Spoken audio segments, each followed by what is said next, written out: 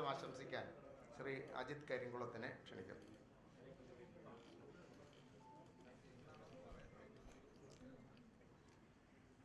ഈ യോഗത്തിൻ്റെ അധ്യക്ഷൻ പ്രഭാത് ബുക്ക് ഹൗസിൻ്റെ മാനേജർ ശ്രീ ഹനീഫ റാവുത്ത് സർ, ഇന്ന് ഈ പുസ്തക ചെറുകഥ പ്രകാശനം നിർവഹിക്കുന്ന കേരളത്തിലെ പ്രിയങ്കരനായിട്ടുള്ള ഭക്ഷ്യ സിവിൽ സപ്ലൈസ് വകുപ്പ് മന്ത്രി പ്രിയപ്പെട്ട GR അനിൽ, വയലോപ്പള്ളി സംസ്കൃതി ഭവൻ്റെ വൈസ് ചെയർമാനും ഈ കൂട്ടായ്മയ്ക്ക് എല്ലാവിധ സഹായങ്ങളും ചെയ്തു തന്ന എൻ്റെ പ്രിയ സുഹൃത്ത് വിനോദ് വൈശാഖി, ശ്രീ രഞ്ജിത്ത്, ശ്രീ പ്രദീപ് മാർട്ടിൻ, പ്രിയപ്പെട്ട സജിത്ത്,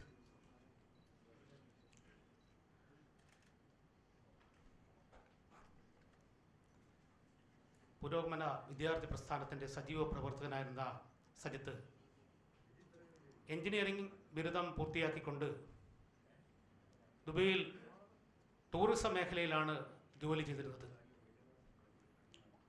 ജീവിത യാഥാർത്ഥ്യങ്ങളുമായി പൊരുത്തപ്പെടുവാനും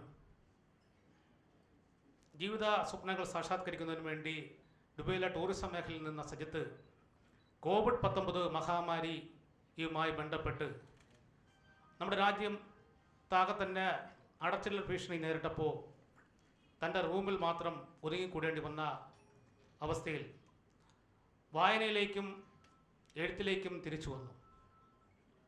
സാധാരണഗതികൾ ഗൾഫ് നാടുകളിൽ ജോലി ചെയ്യുന്ന ആളുകൾ ജോലി കഴിഞ്ഞ് റൂമിൽ വന്ന് വിശ്രമിച്ചിട്ട് അത്യാവശ്യം വായനയുമൊക്കെ ആയിട്ട് പോകുന്ന സജിത്ത് പൂർണ്ണസമയ എഴുത്തുകാരനായി മാറാൻ ഒരു ശ്രമം നടത്തി എന്നുള്ളതാണ്. ഇന്ന് നമ്മുടെ രാജ്യം, നമ്മുടെ ഭരണഘടന പോലും വെല്ലുവിളികൾ നേരിടുന്ന ഒരു സാഹചര്യത്തിലാണ് നമ്മൾ മുന്നോട്ട് പോകുന്നത്. ഒരു കാലഘട്ടത്തിൽ നമ്മുടെ സാംസ്കാരിക കലാമേഖലയിലെ എഴുത്തുകാരും കലാകാരന്മാരും KPAC പോലുള്ള നാടക പ്രസ്ഥാനവും ഒക്കെ തന്നെ ഈ രാജ്യത്ത് മാറ്റത്തിന് തുടക്കം കുറിക്കുവാൻ കുറേയധികം പങ്ക് വഹിച്ചിട്ടുണ്ട് എന്നുള്ളതാണ് യാഥാർത്ഥ്യം. ദുരിതങ്ങളും ദുരന്തങ്ങളും നിറഞ്ഞ ഈ വർത്തമാന കാലത്തിൻ്റെ നെറുകയിൽ ഇത്തരം എഴുത്തുകാർ ഒരു പിടി ശൂന്യത ഭേദിച്ച് ഒന്നായി മുന്നേറാൻ കഴിഞ്ഞാൽ നമ്മൾ കൃതാർത്ഥരായി. ഞാൻ ദീർഘിപ്പിക്കുന്നില്ല. പ്രിയമുള്ളവരെ, ഇന്ന് ഈ യോഗത്തിൻ്റെ അധ്യക്ഷനായിരിക്കുന്ന നമ്മുടെ പ്രിയങ്കരനായിട്ടുള്ള പ്രഭാത് ബുക്ക് ഹൗസിൻ്റെ മാനേജർ ഹനീഫ റാവുത്തർ സാറിനെ ഏറെ സ്നേഹത്തോടു കൂടി ഈ യോഗത്തിലേക്ക് സ്വാഗതം ചെയ്യുകയാണ്.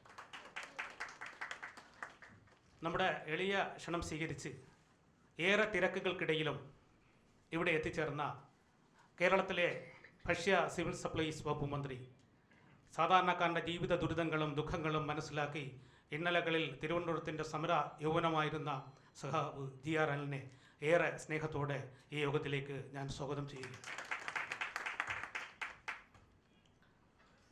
യുവ എഴുത്തുകാർക്ക് എന്നും പ്രചോദനമായിട്ടുള്ള, ഇന്ന് ഇത് കഴിഞ്ഞാൽ നിരവധി അവാർഡുകൾ ഏറ്റുവാങ്ങിയിട്ടുള്ള ചുനക്കുര രാമൻകുട്ടി അവാർഡ് ഇന്ന് ഇത് കഴിഞ്ഞതിന് ശേഷം താഴെ വെച്ച് വിനോദ് വൈശാഖി ഏറ്റുവാങ്ങുകയാണ്. അബുദാബി ശക്തി അവാർഡ്, അങ്ങനെ ഒട്ടേറെ അവാർഡുകൾ നേടി കേരളത്തിൻ്റെ സാംസ്കാരിക മണ്ഡലങ്ങളിൽ നിറസാന്നിധ്യമായി നിൽക്കുന്ന വിനോദ് വൈശാഖി വയലോപ്പള്ളി സംസ്കൃതി ഭവൻ്റെ വൈസ് ചെയർമാനാണ്.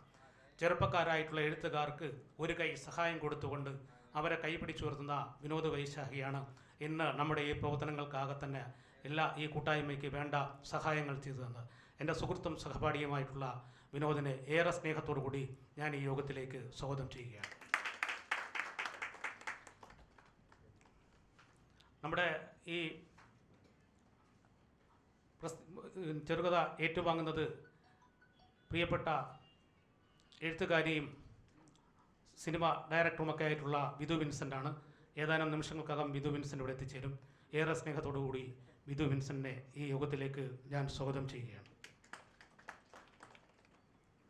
പ്രിയപ്പെട്ട രഞ്ജിത്ത് കമലാശങ്കർ ഇവിടെ മലയാള സിനിമാ സംവിധായകനാണ്, ഈ യോഗത്തിൽ പങ്കെടുക്കുന്നുണ്ട്. ശ്രീ രഞ്ജിത്തിനെ ഏറെ സ്നേഹത്തോടു കൂടി ഞാൻ ഈ യോഗത്തിലേക്ക് സ്വാഗതം ചെയ്യുകയാണ്. പ്രമുഖനായ വ്യവസായി പ്രദീപ് മാർട്ടിൻ ഈ യോഗത്തിൽ പങ്കെടുക്കുന്നു. പ്രദീപ് മാർട്ടിനെ ഏറെ സ്നേഹത്തോടു കൂടി ഞാൻ ഈ യോഗത്തിലേക്ക് സ്വാഗതം ചെയ്യുകയാണ്. ഔപചാരികയുടെ പേരിലാണെങ്കിൽ പോലും പ്രിയപ്പെട്ട സജിത്തിനെ ഏറെ സ്നേഹത്തോടുകൂടി ഈ യോഗത്തിലേക്ക് സ്വാഗതം ചെയ്യുന്നു.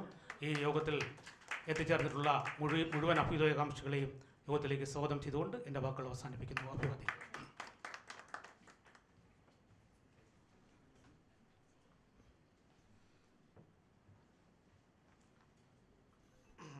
ബഹുമാന്യരെ, ഇന്നിവിടെ പുസ്തകം പ്രകാശനം ചെയ്യുന്ന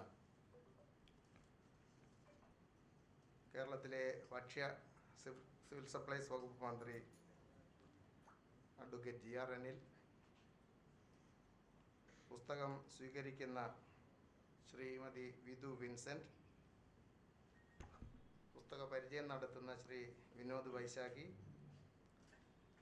ശ്രീ രഞ്ജിത്ത് കമലാശങ്കർ, ശ്രീ പ്രദീപ് മാർട്ടിൻ, ഇന്നത്തെ താരവും പടിയാറും കടന്ന എന്ന ചെറുകഥാ സമാഹാരത്തിൻ്റെ രചയിതാവുമായ ശ്രീ സജിത് സുകുമാരപിള്ള, ഈ ചടങ്ങിൽ പങ്കെടുത്തിരിക്കുന്ന പ്രഭാത് ബുക്ക് ഹൗസിൻ്റെയും ശ്രീ സുകുമാരപിള്ളയുടെയും സുഹൃത്തുക്കളെ, സാഹിത്യ ആസ്വാദകരെ,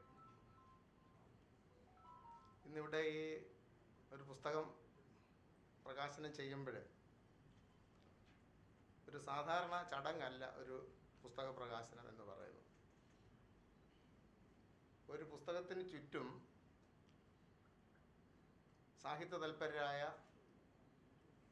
കുറേ ആളുകൾ, അതോടൊപ്പം ആ ഗ്രന്ഥകാരൻ്റെ സുഹൃത്തുക്കളും ബന്ധുക്കളും കുടുംബാംഗങ്ങളുമെല്ലാം ഒത്തുകൂടുന്ന അസുലഭമായ ഒരു വേളയാണ് ഒരു പുസ്തക പ്രകാശന ചടങ്ങ്. ഒരു പുസ്തകത്തിന് ചുറ്റും ഇത്ര ആളുകൾ ഇവിടെ സമ്മേളിച്ചിരിക്കുകയാണ്. ആ പുസ്തക രചയിതാവിനോടുള്ള സ്നേഹവും താല്പര്യവും, പിന്നെ പൊതുവിൽ സാഹിത്യ സാംസ്കാരിക പ്രവർത്തനങ്ങളോടുള്ള താല്പര്യങ്ങളുമൊക്കെയാണ് നമ്മളെല്ലാം ഇവിടെ ഒത്തുചേരാൻ കാരണക്കാരായി തീർന്നിരിക്കുന്നത്. ശ്രീ സുകുമാരപിള്ളയുടെ ആദ്യ ഗ്രന്ഥമാണ് ഇത്. 45 കഥകളുടെ സമാഹാരം. അതിൻ്റെ ഉള്ളടക്കത്തിലേക്കൊന്നും ഞാൻ കടക്കുന്നില്ല. അത് ശ്രീ വിനോദ് വൈശാഖി വളരെ ഭംഗിയായി തന്നെ അത് നിർവഹിക്കുമെന്ന് എനിക്കറിയാം. ഒരു ആദ്യ കൃതി പ്രസിദ്ധീകരിക്കുക എന്നുള്ളത് ഒരു എഴുത്തുകാരനെ സംബന്ധിച്ചിടത്തോളം ഒരു മോഹമാണ്. ആ മോഹത്തിനെ സാക്ഷാത്കരിക്കാൻ ഒരു പ്രസാധകൻ വേണം. നമുക്ക് മുമ്പേ പോയ തലമുറ, കേശവദേവിൻ്റെയും തകഴിയുടെയും വൈക്കം മുഹമ്മദ് ബഷീറിൻ്റെയും ഒക്കെ തലമുറ, അവരെഴുതിയ രചനകളുമായി പ്രസാധകരുടെ വീട്ടുപടിക്കൽ കാവൽ നിന്നിട്ടുണ്ട്, ഇതൊന്ന് പ്രസിദ്ധീകരിക്കണേ എന്ന് പറയാൻ. പക്ഷേ അവർക്കൊന്നും നല്ല സ്വീകരണമല്ല അന്നത്തെ പ്രസാധകർ ആദ്യകാലത്ത് നൽകിയിരുന്നു. പക്ഷെ അവർ പ്രസിദ്ധരായി, അവരുടെ കഥകൾ ലോകം അംഗീകരിച്ചു, കേരളം അംഗീകരിച്ചു. പിന്നെ അവരെ തേടി പ്രസാധകർക്ക് പോകേണ്ട സ്ഥിതി നമ്മൾ നേരിട്ട് കണ്ടതാണ്. പ്രഭാതിന് എന്നും ഈ പുതിയ പുസ്തകങ്ങൾ, പുതിയ എഴുത്തുകാരുടെ പുതിയ പുസ്തകങ്ങൾ പ്രസിദ്ധീകരിക്കാനായിട്ട് അവർ ഞങ്ങളെ സമീപിക്കുമ്പോൾ ആ എഴുത്തുകാരൻ്റെ ആത്മാവിഷ്കാരം അത് ജനങ്ങളിൽ എത്താൻ വേണ്ടി അവർക്ക് വേണ്ട സഹായ സഹകരണങ്ങൾ ചെയ്യുക എന്നുള്ളൊരു നയമായിട്ട് തന്നെ പ്രഭാത് എടുത്തിരിക്കുകയാണ്. അത് ഞാനീ പറഞ്ഞ ആദ്യ അനുഭവമാണ്. ഈ പറഞ്ഞ പ്രസിദ്ധരായ എഴുത്തുകാരുടെ എല്ലാ ആദ്യ രചനകൾ പ്രഭാത് ബുക്ക് ഹൗസിലൂടെയാണ് പുറംലോകം കണ്ടത്. പിന്നീടാണ് അവർ മറ്റു പ്രസാധകരെ അവരെ തേടിയെത്തുകയും ഒക്കെ ചെയ്തത്. അതിപ്പോൾ ഇന്ന് ജീവിച്ചിരിക്കുന്ന ജോർജ് ഓണക്കൂർ സാറാണെങ്കിലും ജയകുമാർ സാറാണെങ്കിലും അവരെല്ലാം എല്ലാ വേദികളിലും ഇത് ആവർത്തിക്കുന്നുമുണ്ട്. അതാണ് ഇതിൻ്റെ ശരി. സുകുമാരപിള്ളയുടെ ആദ്യ ഗ്രന്ഥവുമായി ഞങ്ങളെ സമീപിക്കുമ്പോൾ ഞങ്ങൾ നയിച്ചതും ആ ഒരു കാര്യമാണ്. ഇത് ചെറുകഥകൾ എന്ന് പറഞ്ഞാൽ ചെറിയ കഥകൾ തന്നെയാണ്, ജീവിതഗന്ധിയായ കഥകൾ. പ്രണയവും വിരഹവും സൗന്ദര്യവും ആസ്വാദനവും ചതിയും എല്ലാം ആ കഥകളിൽ വരുന്നുണ്ട്. അപ്പൊ നിശ്ചയമായിട്ടും അത് നിങ്ങൾ വായിച്ച് വിലയിരുത്തുക. ഈ പുസ്തകം വളരെ അഭിമാനപൂർവ്വമാണ് പ്രഭാത് ബുക്ക് ഹൗസ് ഇന്നിവിടെ പ്രസിദ്ധീകരണത്തിനായിട്ട് എത്തിച്ചിരിക്കുന്നത്. പ്രഭാത് ബുക്ക് ഹൗസ് 70ാം വർഷത്തിലേക്ക് കടക്കുകയാണ്. 70ാം വാർഷികാഘോഷം വരുന്ന ജനുവരി മാസത്തില് തൃശ്ശൂർ വെച്ച് ഒരാഴ്ച നീണ്ടു നിൽക്കുന്ന സാംസ്കാരിക പുസ്തകോത്സവത്തോടു കൂടി പ്ലാൻ ചെയ്ത് അതിനുള്ള പരിപാടികൾ നടന്നുകൊണ്ടിരിക്കുകയാണ്. അതിന്റെ ഭാഗമായി കുറെ പരിപാടികൾ ഇപ്പൊ നടന്നുകൊണ്ടിരിക്കുക. അതിലൊന്നാണ് ഇന്നത്തെ ഈ പുസ്തക പ്രകാശനം. വരുന്ന 17-ാം തീയതി പ്രസ് ക്ലബിൽ വെച്ചിട്ട് പ്രഭാതിന്റെ പ്രസ്റ്റീജിയസായ novel award 2020 novel award CPI സംസ്ഥാന സെക്രട്ടറി സഖാവ് കാനൻ രാജേന്ദ്രന് 4 മണിക്ക് ഇവിടെ വെച്ച് നടക്കുന്ന ചടങ്ങ് 17-ാം തീയതി വെച്ചിട്ടുണ്ട്. ഡിസംബർ 29 തന്നെ 10 പുസ്തകങ്ങളുടെ പ്രകാശനം. പ്രേം നസീറിന്റെ എന്നെ തേടിയെത്തിയ കഥാപാത്രങ്ങൾ എന്ന ഗ്രന്ഥം ഉൾപ്പെടെ 10 ഗ്രന്ഥങ്ങളുടെ പ്രകാശനം പ്രസ് ക്ലബിൽ വെച്ച് തന്നെ നമ്മുടെ ആദരണീയനായ നിയമസഭാ സ്പീക്കർ ശ്രീ MP രാജേഷ് നിർവഹിക്കുന്നുണ്ട്. അങ്ങനെ തുടരെ 70ാം വാർഷികാഘോഷങ്ങളുടെ ഭാഗമായിട്ട് പ്രഭാത് ബുക്ക് ഹൗസ് അതിന്റെ പ്രവർത്തനങ്ങളുമായി മുന്നോട്ട് പോവുകയാണ്. പ്രഭാത് ബുക്ക് ഹൗസ് ആണ് നമ്മുടെ മലയാളത്തിലെ വായനക്കാർക്ക് ലോക സാഹിത്യത്തിന്റെ വാതായനങ്ങൾ തുറന്നു കൊടുത്തത്.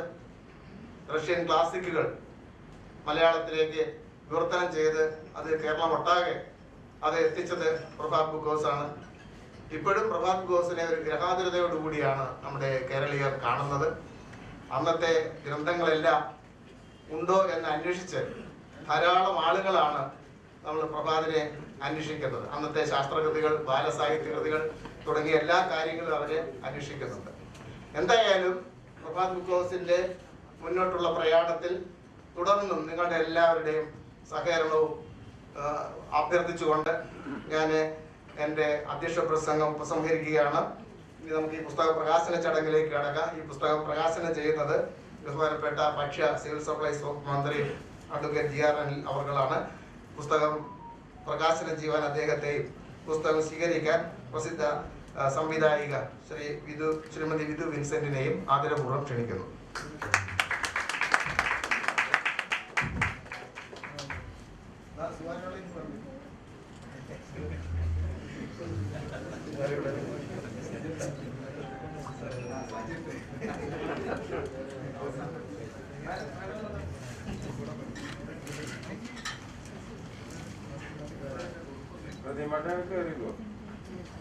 मास्क करतो दिसू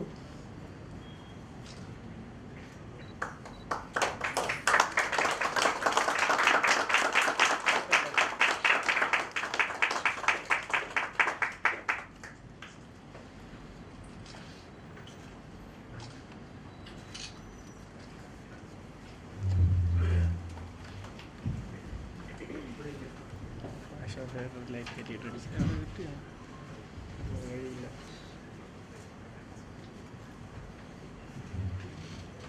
പ്രിയമുള്ള യോഗാധ്യക്ഷൻ പ്രഭാതിന്റെ ശ്രീ S. ഹനീഫ റാവുത്തർ, വേദിയിൽ ഗ്രന്ഥകാരനായിട്ടുള്ള ശ്രീ സരിത് സുമാരവിള, വേദിയിലുള്ള നമുക്ക് ഏവർക്കും സ്വാഗതം പറഞ്ഞ അഡ്വക്കേറ്റ് അജിത് കരികുളം, പുസ്തകം സ്വീകരിച്ച ശ്രീമതി വിധു വിൻസെന്റ്,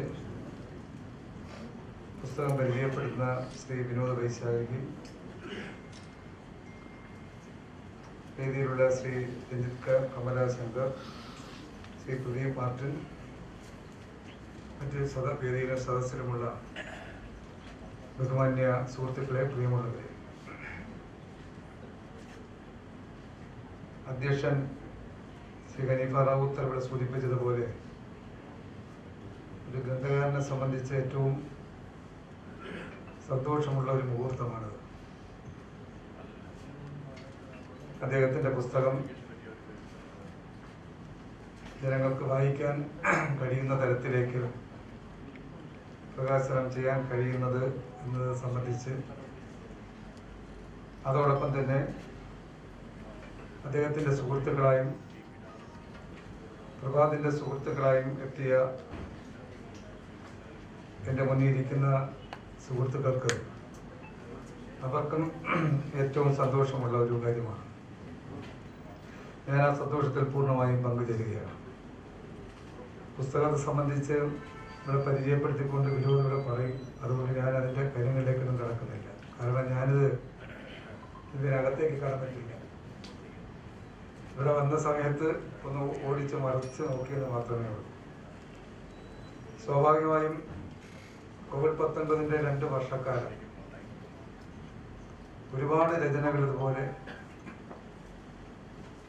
പുറത്തു വന്നു എന്നുള്ളതാണ് യാഥാർത്ഥ്യം. ചിന്തിക്കുന്ന, ഇതിന് താല്പര്യമുള്ളവരെ സംബന്ധിച്ച് വളരെ ശാന്തമായ ഒരു അന്തരീക്ഷം. എന്നാൽ പുറത്താണെങ്കിൽ ഏറ്റവും ദുർഘടമായിട്ടുള്ള ഒരു കാലഘട്ടത്തെയാണ് നമ്മൾ അതിജീവിച്ചത്. നമ്മുടെ ജീവിതത്തിലോ നമ്മുടെ അറിവിലോ ഇല്ലാത്ത ഒരു കാലഘട്ടം. നാട്ടിൻ്റെ നിരവധി പ്രശ്നങ്ങൾ, ചെറുതും വലുതുമായിട്ടുള്ള നിരവധി സംഭവങ്ങൾ കഥയും നോവലുമാക്കാൻ കഴിയുന്ന തരത്തിലുള്ള ഒരു സാഹചര്യമാണ് നമുക്ക് തുറന്ന് വന്നത്. പ്രയാസങ്ങൾ അനുഭവിച്ചത് സാധാരണക്കാർ മാത്രമല്ല. സാധാരണ പ്രയാസങ്ങൾ അല്ലെങ്കിൽ അനുഭവങ്ങളെല്ലാം ഉണ്ടാകുന്നത് വളരെ വളരെ നിർദ്ധനരായിട്ടുള്ള ആളുകൾക്കാണ് കൂടുതലും ഉണ്ടാകുന്നത്. എന്നാൽ ഇവിടെ സമൂഹത്തിലെ ഏറ്റവും വലിയ സമ്പന്നരടക്കം എല്ലാ ജീവികളും പ്രയാസങ്ങൾ അനുഭവിച്ച ഒരു കാലഘട്ടമാണ്. അതുകൊണ്ട് ഓരോ അനുഭവങ്ങളും ചെറുകഥകൾ മാത്രമല്ല, നോവലുകളായി മാറാൻ കഴിയുന്ന ഒരുപാട് സാഹചര്യമാണ് എഴുത്തുകാർക്ക് ഉണ്ടായത് എന്നുള്ളതാണ് സത്യം. ഇതിലെ ഓരോ ചെറുകഥയും പുതിയ എഴുത്തുകാരനായതുകൊണ്ട് തന്നെ സ്വാഭാവികമായിട്ടും ചുരുങ്ങിയ വാക്കുകൾ മാത്രമായിരിക്കും ആദ്യം അദ്ദേഹത്തിൻ്റെ സൃഷ്ടിയിൽ വരാൻ സാധ്യതയുള്ളത്. എന്നാൽ ഇത് നോവലുകളാകാൻ കഴിയുന്ന തരത്തിലുള്ള വിഷയങ്ങളാണ് പലതും ഹെഡിങ് വായിച്ചു പോകുമ്പോൾ കാണുന്നത്. അതുകൊണ്ട് ഇതിന് കൂടുതൽ പ്രചാരം ഉണ്ടാകട്ടെ, കൂടുതൽ ആളുകൾ ഇത് വായിക്കാൻ ഇടയാകട്ടെ എന്നാണ് ആദ്യം ആശംസിക്കാനുള്ളത്. പ്രഭാത ബുക്ക് ഹൗസിനെ സംബന്ധിച്ച് ഇവിടെ സൂചിപ്പിച്ച ഒരുപാട് പുതിയ പുസ്തകങ്ങൾ സമൂഹത്തിന് പരിചയപ്പെടുത്തിയത് ഈ പ്രഭാത ബുക്ക് ഹൗസ് ആണ് എന്ന് വളരെ അഭിമാനത്തോടെ പറയാൻ കഴിയും. ഓരോ വർഷവും പുറത്തിറങ്ങുന്ന പുസ്തകങ്ങളുടെ എണ്ണം അല്ലേ?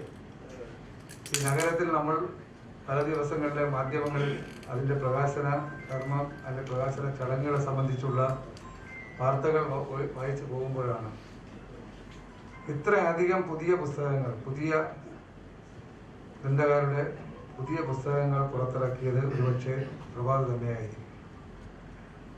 ഇവിടെ നേരത്തെ അധ്യക്ഷൻ പറഞ്ഞതുപോലത്തെ ഒരു ആദ്യ ഘട്ടങ്ങളെല്ലാം എല്ലാ ഗ്രന്ഥകാരനെ സംബന്ധിച്ചും ഉണ്ടാകുന്ന ഒരു വിഷയമാണ്.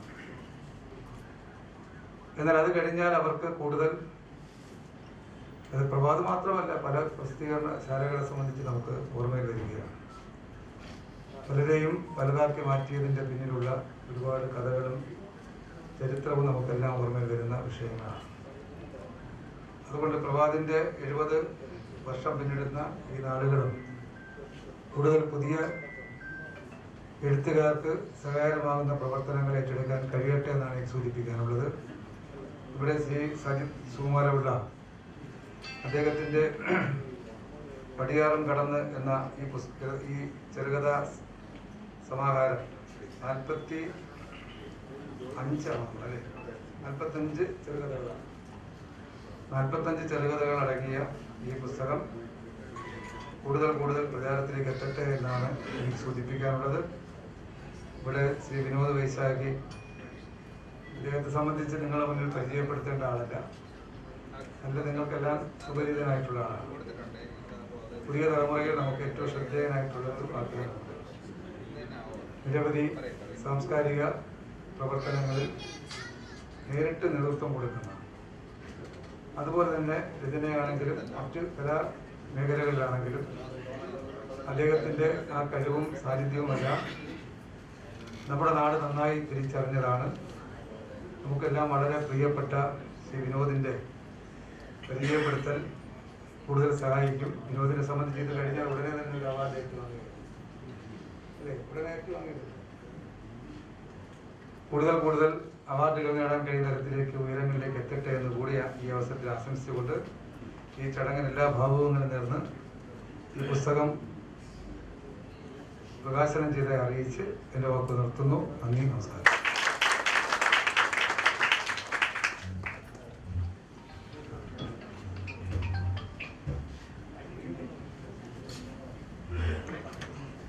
ഈ ഗ്രന്ഥം പരിചയപ്പെടുത്തുന്ന ചടങ്ങാണ്. ഇവിടെ ബഹുമാനപ്പെട്ട മന്ത്രി പറഞ്ഞതുപോലെ ശ്രീ വിനോദിനൊരു പോയി ഒരു അവാർഡ് വാങ്ങേണ്ടതുണ്ട് 3 മണിക്ക്. അപ്പോൾ അതുകൊണ്ട് ആദ്യം പുസ്തക പരിചയത്തിനായിട്ട് ശ്രീ വിനോദ് വൈശാഖിയെ ക്ഷണിക്കും.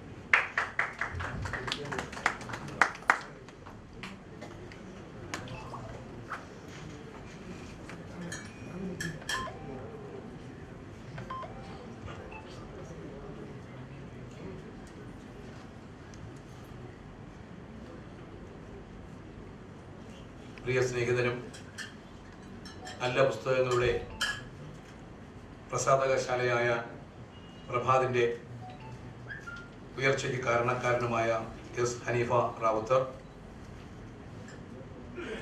കേരളീയ ഗ്രാമങ്ങളെയും നഗരങ്ങളെയുമൊക്കെ തൻ്റെ ജീവിതത്തിൽ തൊട്ടറിയുകയും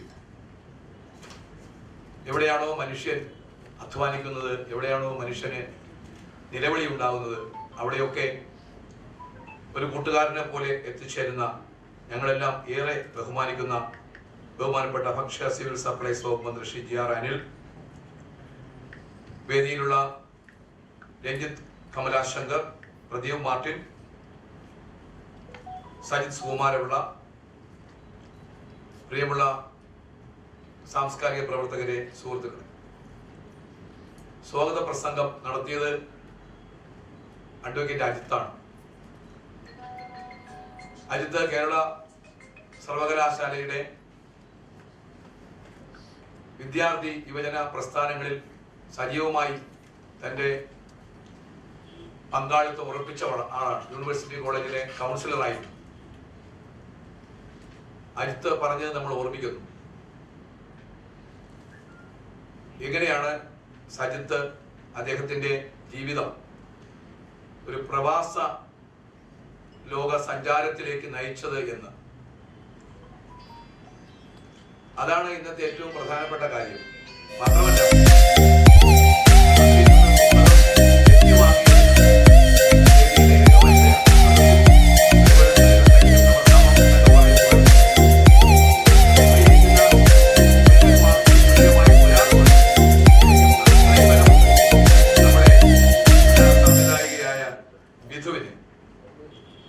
നവാഗത സംവിധായകയ്ക്കുള്ള രജത ചകോരം നേടിയ വിധുവിന് അതിന് കയ്യടി കൊടുക്കണമെന്നാണ് എൻ്റെ അഭിപ്രായം.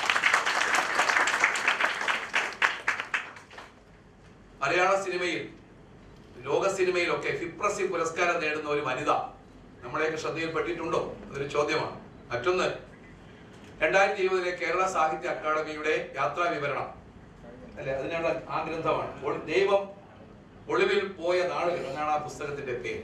അതുകൊണ്ട് തന്നെ എഴുത്തുകാരിയാണ്, സമരങ്ങളിലൂടെ സഞ്ചരിക്കുന്നയാളാണ്. എവിടെയാണോ ഒരു പെൺകുട്ടി നിലവിളിക്കുന്നത് അവിടെയെല്ലാം ഭാഷയായും തനിക്ക് പ്രവർത്തിക്കാൻ ക്യാമറയായും ഒക്കെ എത്തിച്ചേരുന്ന ഒരു പ്രിയപ്പെട്ട സംവിധായകയാണ് വിധു വിൻസെന്റ്. ഞാൻ എന്റെ കർത്തവ്യത്തിലേക്ക് കിടക്കുകയാണ്. പടിയാറും കടന്ന് സജിത് സുകുമാരപിള്ളയുടെ പുസ്തകം എങ്ങനെയിരിക്കും വായനയിൽ? നിങ്ങൾ ആരെങ്കിലും അത് വായിച്ചിട്ടുണ്ടോ? ഇനി വാങ്ങിക്കൊണ്ട് പോയി വായിക്കും എന്നൊക്കെയുള്ള അഭിപ്രായങ്ങളൊക്കെ നമ്മൾ പങ്കുവയ്ക്കുകയാണ്. എനിക്കിതിൽ ആദ്യം പറയാനുള്ള ഒരു വാചകം, കവിളുകൾക്ക് ഉപ്പുരസമാണ് അമ്മ എന്നതാണ്. ഈ കഥകളിലൂടെ എല്ലാം കടന്നു പോകുമ്പോൾ നമുക്ക് അമ്മയെ അനുഭവിക്കാൻ കഴിയും. ഒരു സ്നേഹമായി നമ്മുടെ ഇടയിലേക്ക് വരും, വിമർശകയായി വരും, ആഹ്ലാദത്തിന്റെ പൂത്തിരിയായി അമ്മ വരും. അതുകൊണ്ട് തന്നെ പടി 6 കടന്നതിലെ ഏറ്റവും വലിയ പടി എന്ന് പറയുന്നത് അമ്മ പടിയാണ്. പടിയാറും കടന്ന് എന്ന ഒരു കഥ തന്നെ ഇതിനകത്തുണ്ട്. പിന്നെ വിനിനാഥ് ഒരു കറുത്ത വെളിച്ചം, ചതിക്ക് ചതി, പ്രണയവും പരിവട്ടവും, ആത്മനൊമ്പരത്തിന്റെ വേറിട്ട വഴി, കാൻബറയിലെ നീലക്കള്ളൻ തുടങ്ങി 45 കഥകൾ വായിക്കുന്ന ഒരാളിനെ സജിത് സുകുമാരപിള്ള എന്ന കഥാകൃത്തിനെ ശരിക്കും കെട്ടിപ്പിടിക്കേണ്ടി വരും. മാത്രമല്ല അയാളുടെ ചെവിയിൽ നിങ്ങൾക്ക് പറയേണ്ടി വരും, വലിയ കഥകളൊക്കെ ഞങ്ങൾ വായിച്ചിട്ടുണ്ട്, പക്ഷേ നീ ബഹുസ്വരമായ ഈ കാലഘട്ടത്തെ ചിമിഴിലടച്ച് ഒരു പൊട്ടാസ് പോലെ ഞങ്ങൾക്ക് നൽകിയിരിക്കുന്നു. പത്മനാഭൻ എന്ന കഥയുടെ പടക്കട്ട് നമുക്കറിയാം. MT വാസുദേവൻ നായർ അവസാനവും ഷെർലക്ക് എഴുതി നമ്മളെ ഞെട്ടിച്ചു. ഫാസിസം ഒരു പൂച്ചയെ പോലെയാണ്, അത് നഖമകത്ത് ഒളിപ്പിച്ചു വയ്ക്കും. നിങ്ങളെടുത്ത് ഉരുമി നിൽക്കുമ്പോഴും നിങ്ങളൊന്ന് തൊട്ടു നോക്ക്, അപ്പോഴറിയാം ആ നഖത്തിന്റെ പ്രത്യേകത എന്തെന്ന്. നിങ്ങൾക്ക് ഇഞ്ചക്ഷൻ എടുക്കേണ്ടി വരും. അത്തരത്തിലൊരു ഷെർലക്കിനെ അവതരിപ്പിച്ച MT നമ്മുടെ മുമ്പിൽ വഴികാട്ടിയായുണ്ട്. ഇപ്പോ അജിത്തിന്റെ ഏറ്റവും പ്രിയപ്പെട്ട സ്നേഹിതൻ, എന്റെയും സ്നേഹിതൻ, ഞങ്ങൾ കരിങ്കുളം സ്വദേശികളാണ്, ബർഗുമൻ തോമസ്. അദ്ദേഹത്തിന്റെ മാംസവും ചോരയും എന്ന പുസ്തകം പുറത്തിറക്കിയത് DC ബുക്സ് ആണ്. ഇപ്പോഴും പുറജാതി, അമ്മക്കടൽ, 69 ഇതെല്ലാം ഗൾഫിലെ മുറിയിലിരുന്ന്, തണുത്ത മുറിയിലിരുന്ന് എഴുതുന്നതാണ്. നാടിനെ കുറിച്ചൊക്കെ സ്നേഹത്തോടെ ചിന്തിക്കുമ്പോഴൊക്കെ ഇവർക്കൊക്കെ കഥകൾ വരും. ഞാൻ ഈ പടിയാറും കടന്ന് വായിച്ചപ്പോ അതിലാദ്യം എനിക്ക് തോന്നിയത്, നമ്മൾ സാധാരണ പറയും അമ്മയ്ക്ക് മകനാണ് കരുത്തെന്ന് പറയും, അങ്ങനെയല്ലേ പറയുക. പക്ഷേ മകന് ഒരു അമ്മയാണ് കരുത്ത്. ഒരു അമ്മ മകൻ അത്തപ്പൂക്കളം ഇടുമ്പോൾ സ്വപ്നത്തിൽ ഇങ്ങനെ വരുന്നു, ഒരു അധ്യാപികയായി പതുക്കെ തലോടുന്നു, മകന്റെ ഭാഷയെ ഇത് പോരാ എന്ന് പറഞ്ഞ് തിരുത്തുന്നു, നല്ല കാറ്റാണ് നിനക്ക് വേണ്ടതെന്ന് പറഞ്ഞ് കാറ്റുള്ള സ്ഥലങ്ങളിലേക്ക് മകനെ കൊണ്ടുപോകുന്നു. വലിയ കാഴ്ചകളുടെ ലോകം. പണ്ട് അടുക്കളയായിരുന്നുവെങ്കിൽ, അടുപ്പായിരുന്നുവെങ്കിൽ, പണ്ട് അമ്മ പുകയൂതി കനലിനെ തെളിപ്പിച്ച ഇടമായിരുന്നെങ്കിൽ ഇന്ന് അതെല്ലാം മാറിപ്പോയിരിക്കുന്നു. നീ ഇന്ന് അടുപ്പും അടുക്കളയും ഒന്നും ഇല്ലാത്ത, വളരെ പെട്ടെന്ന് ഫാസ്റ്റ് ഫുഡ് കിട്ടുന്ന ഒരു സ്ഥലത്ത് നീ ഇങ്ങനെ എത്തിച്ചേർന്നിരിക്കുന്നു. മാത്രമല്ല, വിധുവിനെ കുറിച്ച് ഞാൻ പറഞ്ഞപ്പോൾ സഞ്ചാര സാഹിത്യത്തെ കുറിച്ച് പറഞ്ഞു. സജിത്തിന്റെ കഥകളുടെ പ്രത്യേകത അത് ഓരോ രാജ്യങ്ങളിലേക്കുള്ള യാത്രയാണ്. കഥ മാത്രമല്ല, അനുഭവമാണ്. പല പദങ്ങളും ഞാൻ കുറിച്ചു വെച്ചു, കാരണം ഞാനിതൊന്നും കണ്ടിട്ടില്ല. എനിക്ക് ചില വാക്കുകൾ മാത്രമേ അറിയാവൂ. അതുകൊണ്ട് തന്നെ അമ്മയെ മകൻ എങ്ങനെ നിലനിർത്തുകയാണ്, അമ്മയുടെ സാരി എങ്ങനെയാണ് ഒരു പിന്നെ സംരക്ഷണ വലയമാവുന്നത്. നമ്മൾ കോൾഗേറ്റ് സംരക്ഷണ വലയം എന്ന് കേട്ടാണ് നമ്മൾ മക്കൾ പഠിക്കുന്നത്. പക്ഷേ കോൾഗേറ്റ് നമ്മുടെ സംരക്ഷണ വലയം. പിന്നെ എന്താണ് washing powder Nirma, Boost is the secret of my energy എന്നൊക്കെ കേട്ട് പഠിക്കുന്നതിനിടയിലെ ഒരു വലിയ സാരിയെ സരിത്ത് 4 മടക്കുന്നു. ഞാനിങ്ങനെ ആലോചിച്ചു, നമ്മൾ എത്ര മടക്ക് നടത്തിയിട്ടുണ്ട്. 4 മടക്കിയിട്ട് അത് തന്നെ ഒരു വലിയ ഒരു പരമധാനുകൂലം കാണും. ഇവരൊക്കെ ചിരിക്കുന്നുണ്ട്, അറിയാമായിരിക്കും, ഇതൊക്കെ ചെയ്തിട്ടുള്ള കാര്യമായിരിക്കും. എന്നിട്ട് അതിന്റെ 4 വശങ്ങളിലും കെട്ടി പിൻ ചെയ്ത് വെക്കുകയാണ്. അപ്പോ ശരിക്കും ഒരുപാട് മടക്കായി അമ്മ ഒരു വലിയ നീളമുള്ള ഒരു വ്യക്തിയായി, ഇനി ഒരുപാട് മടക്കുകളുള്ള ഒന്നായി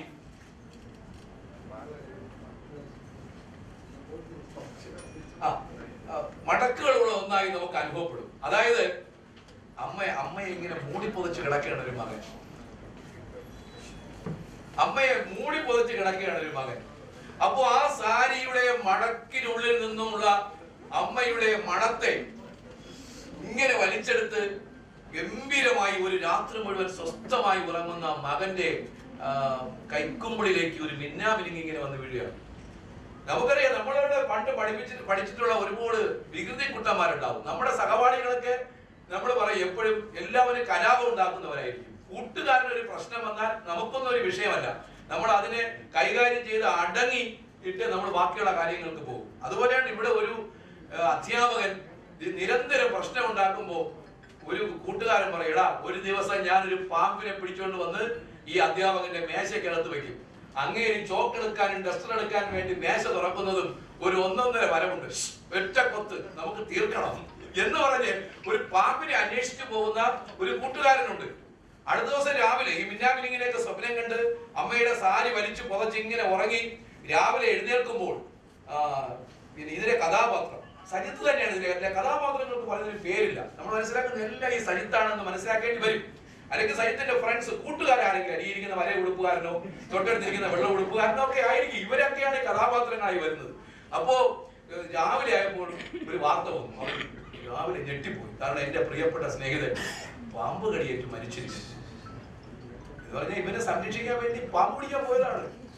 ഇതൊക്കെ ഒരുപക്ഷെ ശരിയാണോ, നടന്നതാണോ അല്ലെങ്കിൽ സ്വപ്നമാണോ എന്ന് അറിയില്ല. കാരണം ഈ കഥകളുടെ എല്ലാ പ്രശ്നം എന്ന് പറഞ്ഞാൽ ഇത് സ്വപ്നം ഏതാണ്, യാഥാർത്ഥ്യം ഏതാണ് എന്ന് തിരിച്ചറിയാൻ വലിയ പാടാണ്. അങ്ങനെ ഈ ഒരു ചത്ത പാമ്പിനെ മേശയ്ക്കകത്ത് കൊണ്ടിടാം, അവൻ പറയുന്നതാണ്. ഭയങ്കര രസമാണ്. നമ്മുടെ ഈ ഒരുപാട് കൊട്ടേഷൻ ഉണ്ട്. ചത്ത പാമ്പിനെ ഇടാം, നമുക്ക് ഒരു ചത്ത പാമ്പിനെ മേശയ്ക്കകത്ത് കൊണ്ടിടാം എന്ന് കൂട്ടുകാരൻ പറഞ്ഞത് ഓർമ്മിച്ചു കൊണ്ട് കിടന്ന ഈ സുഹൃത്ത് രാവിലെ അവന്റെ മരണം അറിയുകയാണ്.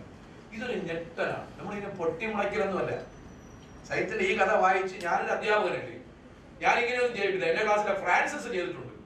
അവൻ ആ 4 കാലുള്ള കസേരയുടെ അടിയിൽ ഒരു കെട്ട് പൊട്ടാസ് കൊണ്ട് വെച്ച് ഹിന്ദി ടീച്ചർ വന്ന് ഇരുന്നത് പൊട്ടിച്ചിട്ടുണ്ട്. അത് ഞങ്ങളുടെ ക്ലാസ്സിൽ നടന്ന സംഭവമാണ്.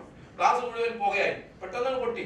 പഴയ ക്ലാസ് മുറിയല്ലേ, അത് കണ്ടിട്ടുണ്ട്, ആ ശബ്ദവും കേട്ടിട്ടുണ്ട്. പക്ഷെ ഇത് നമ്മളെ വേദനിപ്പിക്കുന്ന ഒന്നാണ്.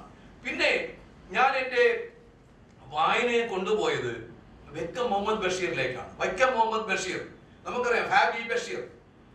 ഹാബി ബഷീറിന്റെ അടുത്തൊക്കെ ഞങ്ങൾ ചെന്നിരുന്നിട്ടുണ്ട് ചില യാത്രകളിൽ. ആ മാംഗോസ്റ്റീൻ മാവിന്റെ മണ്ടയിലൊക്കെ വലിഞ്ഞു കയറി മുകളിൽ ഇരുന്നിട്ട് അവിടെ നിന്ന് ഇലയൊക്കെ അടത്ത് താഴെ ഇട്ടിട്ട് ഞങ്ങൾ പറയും, ഇത് ബഷീർ ഇരുന്ന മാവാണ്, ബഷീർ കയറിയ മാവാണ് ഞങ്ങൾ ഇരിക്കുന്നത് എന്നൊക്കെ പറയാറുണ്ട്. അപ്പോ സുഖകരമായ ദാമ്പത്യത്തിന് ഭാര്യയെ തല്ലണം എന്നാണ് ബഷീർ പറഞ്ഞിട്ടുള്ളത്. അത് ഒരുപാട് പ്രാവശ്യം നമ്മളിങ്ങനെ കേട്ടിട്ടുള്ളത്. സുഖകരമായ ദാമ്പത്യത്തിന് ഭാര്യയെ തല്ലണം. പക്ഷെ ബഷീർ അത് പറയുമ്പോഴും നമുക്കറിയാം, ബഷീർ സ്ത്രീകൾക്ക് സ്വാതന്ത്ര്യം കൊടുത്ത ആളാണ്, ആരെയും തല്ലാറില്ല.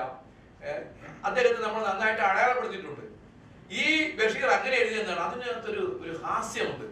ആ ഹാസ്യം സുഖകരമായ ദാമ്പത്യത്തിന് ഭാര്യയെ തല്ലണം എന്ന് ഇന്നത്തെ ഭർത്താക്കന്മാർ ആരെങ്കിലും പറഞ്ഞാൽ നമുക്ക് പെൺകുട്ടികൾ അപ്പ തിരിച്ചു കിട്ടും തല്ലി. ആരാണോ പറഞ്ഞത് അവന് തല്ലി കിട്ടും. അതാണ് 1 ഇങ്ങോട്ട് കിട്ടി 2 അങ്ങോട്ട് കൊടുക്കുന്നതാണ് നമ്മുടെ സമം എന്ന് പറയുന്നത്. അതുകൊണ്ട് ഇവിടെ ആക്ഷേപഹാസ്യത്തിന്റെ പുറം ചട്ടയിൽ ജാതീയവും വംശീയവുമായ പ്രശ്നങ്ങൾ കൈകാര്യം ചെയ്യുന്ന കഥകളാണ് ഏറ്റവും കൂടുതലുള്ളത്. 40 വയസ്സ് പ്രായമുള്ള ഒരു നേഴ്സ് നഫീസ 30 വയസ്സുള്ള അമലിനെ പ്രേമിക്കുന്ന ഒരു രംഗമൊക്കെ എത്ര മനോഹരം എന്നല്ല പറയുന്നത്. അതിനെ ഒരു ഭാഷപ്പെടുത്തുകയാണ്. ആ കാഴ്ചയെ ഇങ്ങനെ അവതരിപ്പിക്കുകയാണ്. എന്നിട്ട് മീശ വടിച്ച് താടി നീട്ടി, ഇനി അവൻ പേര് മാറ്റി ആലം ഖാൻ, അവൻ നാട്ടിലേക്ക് വരികയാണ്. നാട്ടിലേക്ക് വരികയാണ്. ഇതൊക്കെ നിങ്ങൾ ചർച്ച ചെയ്തിരിക്കും റൂമിലൊക്കെ. ആലം ഖാൻ നാട്ടിലേക്ക് വരികയാണ്. എന്നിട്ട് നമ്മൾ മനസ്സിലാക്കുന്നത് കൂട്ടുകാരൻ അവൻ ചെന്ന് നോക്കുന്നു. ഈ നമ്മൾ പറയില്ലേ, ഈ പർദ്ദയ്ക്കുള്ളിൽ ആരാണ് എന്ന് അറിയണ്ടേ. അവനിങ്ങനെ നോക്കുമ്പോൾ അവനെ ഏറ്റവും കൂടുതൽ സ്നേഹിച്ചിരുന്ന അല്ലേ, മകളെ കൊണ്ടാണ് വരുന്നത്. ആരെയാണോ കൊണ്ടുപോയത് മധുരയിൽ, അവരുടെ മകളെ കൊണ്ടാണ് വരുന്നത്. എന്നിട്ട് ഇവൻ ഇങ്ങനെ ഒരു തടാകത്തിന്റെ തീരത്ത് ഇങ്ങനെ കിടക്കുമ്പോൾ മധുരയിൽ നിന്ന് ഗുണ്ടകൾ വരികയാണ് ഇവനെ കൊണ്ടുപോകാൻ. അപ്പോ കഥാകൃത്ത് പറയുന്ന ഒരു മനോഹരമായ ബഷീർ സ്റ്റൈലുണ്ട്. അതിങ്ങനെയാണ്: അള്ളേ നമ്മളെ തല്ലല്ലേ, നമ്മളെ നായരാണ് എന്ന് പറഞ്ഞ് ഇവൻ വിചാരിച്ച് ഈ നാട്ടുകാർ തല്ലുന്നതെന്നാ. മധുരയിലേക്ക് തിരിച്ചു പോകാതെ ഒറ്റപ്പെട്ടു പോയ ഒരു ആലങ്കാനെ ആണ് നമ്മൾ കാണുന്നത്. എന്നിട്ട് മാത്രമല്ല, താൻ ഏറ്റവും കൂടുതൽ പ്രണയിച്ചിരുന്ന അവനോട് ചോദിക്കുകയാണ്. അതാണ് അവന് ഏറ്റവും കൂടുതൽ, അവന്റെ മനസ്സിനകത്ത് ഒരുപാട് ബൾബുകൾ ഫീസായി പോയി ആ സമയത്ത്. ഇക്ക സുഖമാണോ? അതോടുകൂടി തീർന്നില്ല. ഇക്ക സുഖമാണോ എന്ന് പറഞ്ഞോടുകൂടി അവന്റെ പ്രണയമെല്ലാം അസ്തമിച്ചു. അങ്ങനെ ഇടയ്ക്കിടെ കൊഴിഞ്ഞു പോകുന്ന ഇലകളാണോ പ്രണയം? ഇതെല്ലാം മനോഹരമായ കവിതയാണ്. എനിക്കോട് കവിത എഴുതിയിട്ട് അത് കഥയിലേക്ക് പോയതാണ്. ഈ പരത്തിയൊന്നും എഴുതേണ്ട കാര്യമില്ല. അപ്പോ മുരളി ICU എഴുതി അല്ലേ, പ്രമോദ് രാമൻ തന്തത്താൾ എഴുതി. ഇതൊക്കെ എഴുതുന്ന കഥകളുടെ ഒരു വലിയ ലോകമുണ്ട്. ഇങ്ങനെ അതിന്റെയൊക്കെ തുടർച്ചയായി എഴുതുന്ന ഈ എഴുത്തുകാരൻ ഇടയ്ക്കിടെ കൊഴിഞ്ഞു പോകുന്ന ഇലകളാണോ പ്രണയം? നാളത്തെ തിരുവോണത്തിന് ഒരു പെൺകുട്ടി പറയാണ്, നീ ഒരു പുരുഷനാണ്. ഒറ്റ സെന്റൻസ് പറയാം, ഇനി അതിന്റെ അപ്പുറം വേണ്ടല്ലോ. നാളത്തെ തിരുവോണത്തിന് നീ ഒരു പുരുഷനാവും എന്ന് പറയുമ്പോൾ നമ്മളിങ്ങനെ നോക്കുക ആ നായകന്. അപ്പൊ ഇത്രയും നാള് നീ എന്തായിരുന്നു? നാളത്തെ തിരുവോണത്തിന് മാത്രമേ നീ പുരുഷനാവുകയുള്ളൂ. ഇങ്ങനെ അതെല്ലാം സ്വപ്നമാണ് എന്ന് നമ്മൾ ചിന്തിച്ചു പോവുകയും എന്നിട്ട് അവസാനം സ്വയം തന്നെ പറയും, ഇതൊക്കെ ആണെങ്കിലും ഞാൻ അത്തപ്പൂക്കളമൊക്കെ തന്നെത്താനെ ഉണ്ടാക്കി. അതിന്റെ സമീപത്ത് ഞാൻ വാനത്തെയും നോക്കിയിരുന്നു എന്നാണ് പറയുന്നത്. ഇങ്ങനെ എന്തെല്ലാം കാര്യങ്ങളാണ് ഈ പുസ്തകത്തിനുള്ളിൽ നമുക്ക് വായനയ്ക്കായി ഒരുക്കി വച്ചിരിക്കുന്നത്. ഹൽവയുടെ നാട്ടിലേക്ക്, കോഴിക്കോടേക്ക് ഒരു യാത്രയുണ്ട് ട്രെയിനിൽ. അങ്ങനെ ആ യാത്ര ഇങ്ങനെ പോകുമ്പോ കറുത്ത പുറം ചട്ടയ്ക്കകത്ത് മനോഹരിയായ ഒരു സ്ത്രീയെ പോലെ കല്ലുമ്മക്കായ. നമ്മളെ ഒരുപാട് ഭക്ഷണ പദാർത്ഥങ്ങളെ കുറിച്ച് പറഞ്ഞിട്ടുണ്ടെങ്കിൽ കല്ലുമ്മക്കായയുടെ സൗന്ദര്യം അത് ആദ്യമായി മലയാള സാഹിത്യത്തിൽ ബഷീർ പോലും തോറ്റുപോകും. കല്ലുമ്മക്കായ പൊളിച്ചാൽ അതിൽ എന്താണ് എന്ന് അത് വിശദീകരിക്കണമെങ്കിൽ നിങ്ങൾ പിന്നെ നോക്കണം അതിനകത്ത് എന്താണ് എന്ന്. മാനാഞ്ചിറയുടെ സവിശേഷമായ ഷാർജ, അത് വായിച്ചാലും നമ്മൾ ഷാർജ. പണ്ട് ബഷീർ ഒരു പൂച്ചയെ കുറിച്ച് എഴുതിയപ്പോ പൂച്ചയെ അന്വേഷിച്ചു പോയ ആളുകളുണ്ട്. MT എഴുതിയത് ഷെർലക്ക്, ബഷീർ ഒരു പൂച്ചയെ കുറിച്ച് എഴുതിയപ്പോ പൂച്ചയെ അന്വേഷിച്ചു പോയ ആളുകളുണ്ട്. അപ്പൊ ഇങ്ങനെ ബ്രേക്കപ്പ് ആയി പോയ ഒരു പ്രണയമുണ്ട്. അവൻ പറയുന്ന ഒരു കാര്യമാണിത്, അവളിലൂടെ പറയുന്ന ഒരു കാര്യമാണ്. നീ പറഞ്ഞ ആ കല്ലുമ്മക്കായയില് ഞാനും ഒരു കല്ലുമ്മക്കായയാണ്. ഒരു സ്ത്രീ സ്വയം പറയുകയാണ്. സ്വത്വം എന്ന പദം എത്രമാത്രം ആഴത്തിലുള്ളതാണ്. ഞാനും ഒരു കല്ലുമ്മക്കായാണ്. നീ അത് തിന്നുന്നത് ഞാൻ കണ്ടു. എത്ര ഭംഗിയായി നീ അത് പൊളിക്കുന്നു, എത്ര ഭംഗിയായി നീ അതിന്റെ ഘടന വീക്ഷിക്കുന്നു. ഇപ്പോൾ എനിക്ക് ഒരു കാര്യം മനസ്സിലായി, ഞാനും ഒരു കല്ലുമ്മക്കായാണ്. അങ്ങനെ ഒരു ജീവിതം സ്ത്രീക്ക് ഉണ്ട് എന്ന തിരിച്ചറിവിൽ നിന്നുകൊണ്ട് എഴുത്തുകാരൻ എഴുതുകയാണ്. പടി 6 വരെ അവിടെ ചെല്ലുമ്പോൾ, പടി 6 കടന്ന് അവിടെ ചെല്ലുമ്പോൾ എന്നതാണ് നമ്മുടെ ഏറ്റവും പ്രധാനപ്പെട്ട ഒരു കഥ. തന്റെ പഴഞ്ചൻ ചിന്താധാരയിൽ കാലാനുഗതമായ മാറ്റങ്ങൾ പരിപോഷിപ്പിച്ച് വളർത്തിയെടുത്ത അവകാശമായിരുന്നു മകൾ. അവളുടെ രീതികളും പരിഷ്കരിച്ച വിജയ പദ്ധതികളും അവളെ ഇരുകാലിൽ നിർത്തുവാൻ പ്രാപ്തയാക്കിയിട്ടുണ്ടോ എന്നൊരു സംശയം ഈ കഥാകൃത്ത് മുന്നോട്ട് വയ്ക്കുന്നുണ്ട്.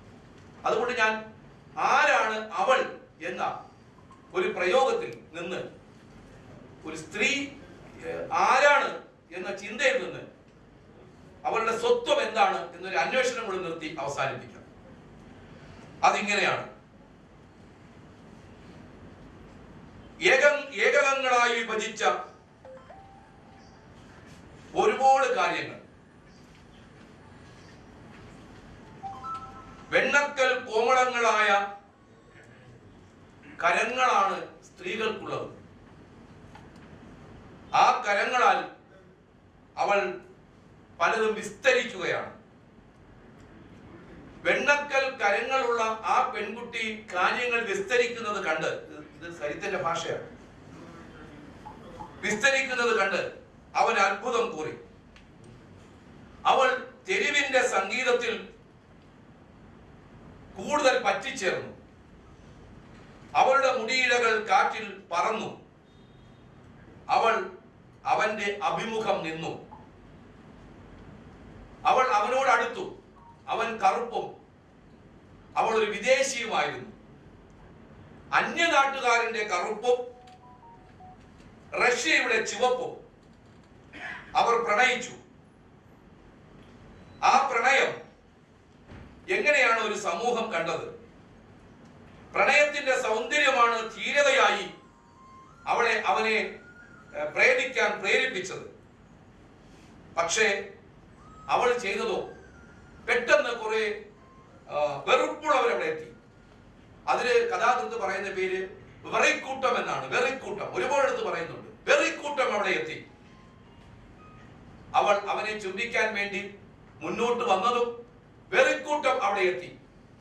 സദാചാര പോലീസ് അവിടെ എത്തി. അവർ അവന്റെ നേർക്ക് വാള് വീശി. വളരെ പെട്ടെന്ന് അവൾ കയ്യിലുണ്ടായിരുന്ന തോക്കെടുത്ത് അവന് നേരെ നിറയൊഴിച്ചു. എതിരാളിക്ക് നേരെ നിറയൊഴിച്ചു. അവൻ പിടഞ്ഞു വീഴുന്നതും കൂടെയുള്ളവർ വെറിക്കൂട്ടം ഭയന്നോടുന്നതും അവൾ കണ്ടു. എന്നിട്ട് അവൾ മനോഹരമായ ഒരു വാചകം പറഞ്ഞു, എടാ ഇത് റഷ്യയാണ്, ഇത് ഞങ്ങളുടെ റഷ്യയാണ്. ഒരുപക്ഷെ ഈ കഥ എന്ന് പറയുന്നത് ബ്ലാക്ക് ലീവ്സ് മാറ്റർ എന്നതാണ്. നമ്മൾ ഫ്ലോയിഡിന്റെ കഴുത്ത് ഞെരിക്കുന്നത് കണ്ടവരാണ്. ട്രംപിന്റെ പോലീസ് ഫ്ലോയിഡിന്റെ കഴുത്ത് ഞെരിക്കുന്നത് നമ്മൾ കണ്ടതാണ്. അങ്ങനെ ഇവന്റെയും കഴുത്ത് ഞെരിക്കാൻ എത്തിച്ചേരുമ്പോൾ ഒരു വംശീയതയെ സ്ത്രീപക്ഷത്ത് നിന്നുകൊണ്ട് നേരിടാനുള്ള ഒരു ശ്രമമാണ് പിന്നെ കഥാകൃത്ത് നടത്തുന്നത്. എനിക്കിതിൽ ഏറ്റവും ശ്രദ്ധേയമായി തോന്നിയ ഒരു കഥയെന്ന് പറയുന്നത്, ഇപ്പോഴും എനിക്ക് അതിന്റെ വായനയിൽ നിന്ന് ഞാൻ അതിന്റെ ആ ഭീകരതയിൽ നിന്ന് ഞാൻ മാറിയിട്ടില്ല. ഭീതി പറ്റിയ മരത്തണം. എനിക്കോട് ഈ സമാഹാരത്തിലെ ഏറ്റവും നല്ല കഥയെന്ന് പറയാം, പ്രകമ്പനം ഉണ്ടാക്കുന്ന ഒരു കഥയാണ്. ആ ഒരു സ്ത്രീയുടെ ഒരു നിലവിളിയുണ്ട്. എനിക്കോട് വിധു വിൻസെന്റ് ഇനി സിനിമയാക്കുമെങ്കിൽ പറ്റുന്നൊരു പ്രമേയമാണ്. പയന്നിട്ടേൻ സാർ, ഞാൻ പയന്നിട്ടേൻ സാർ, കെട്ടു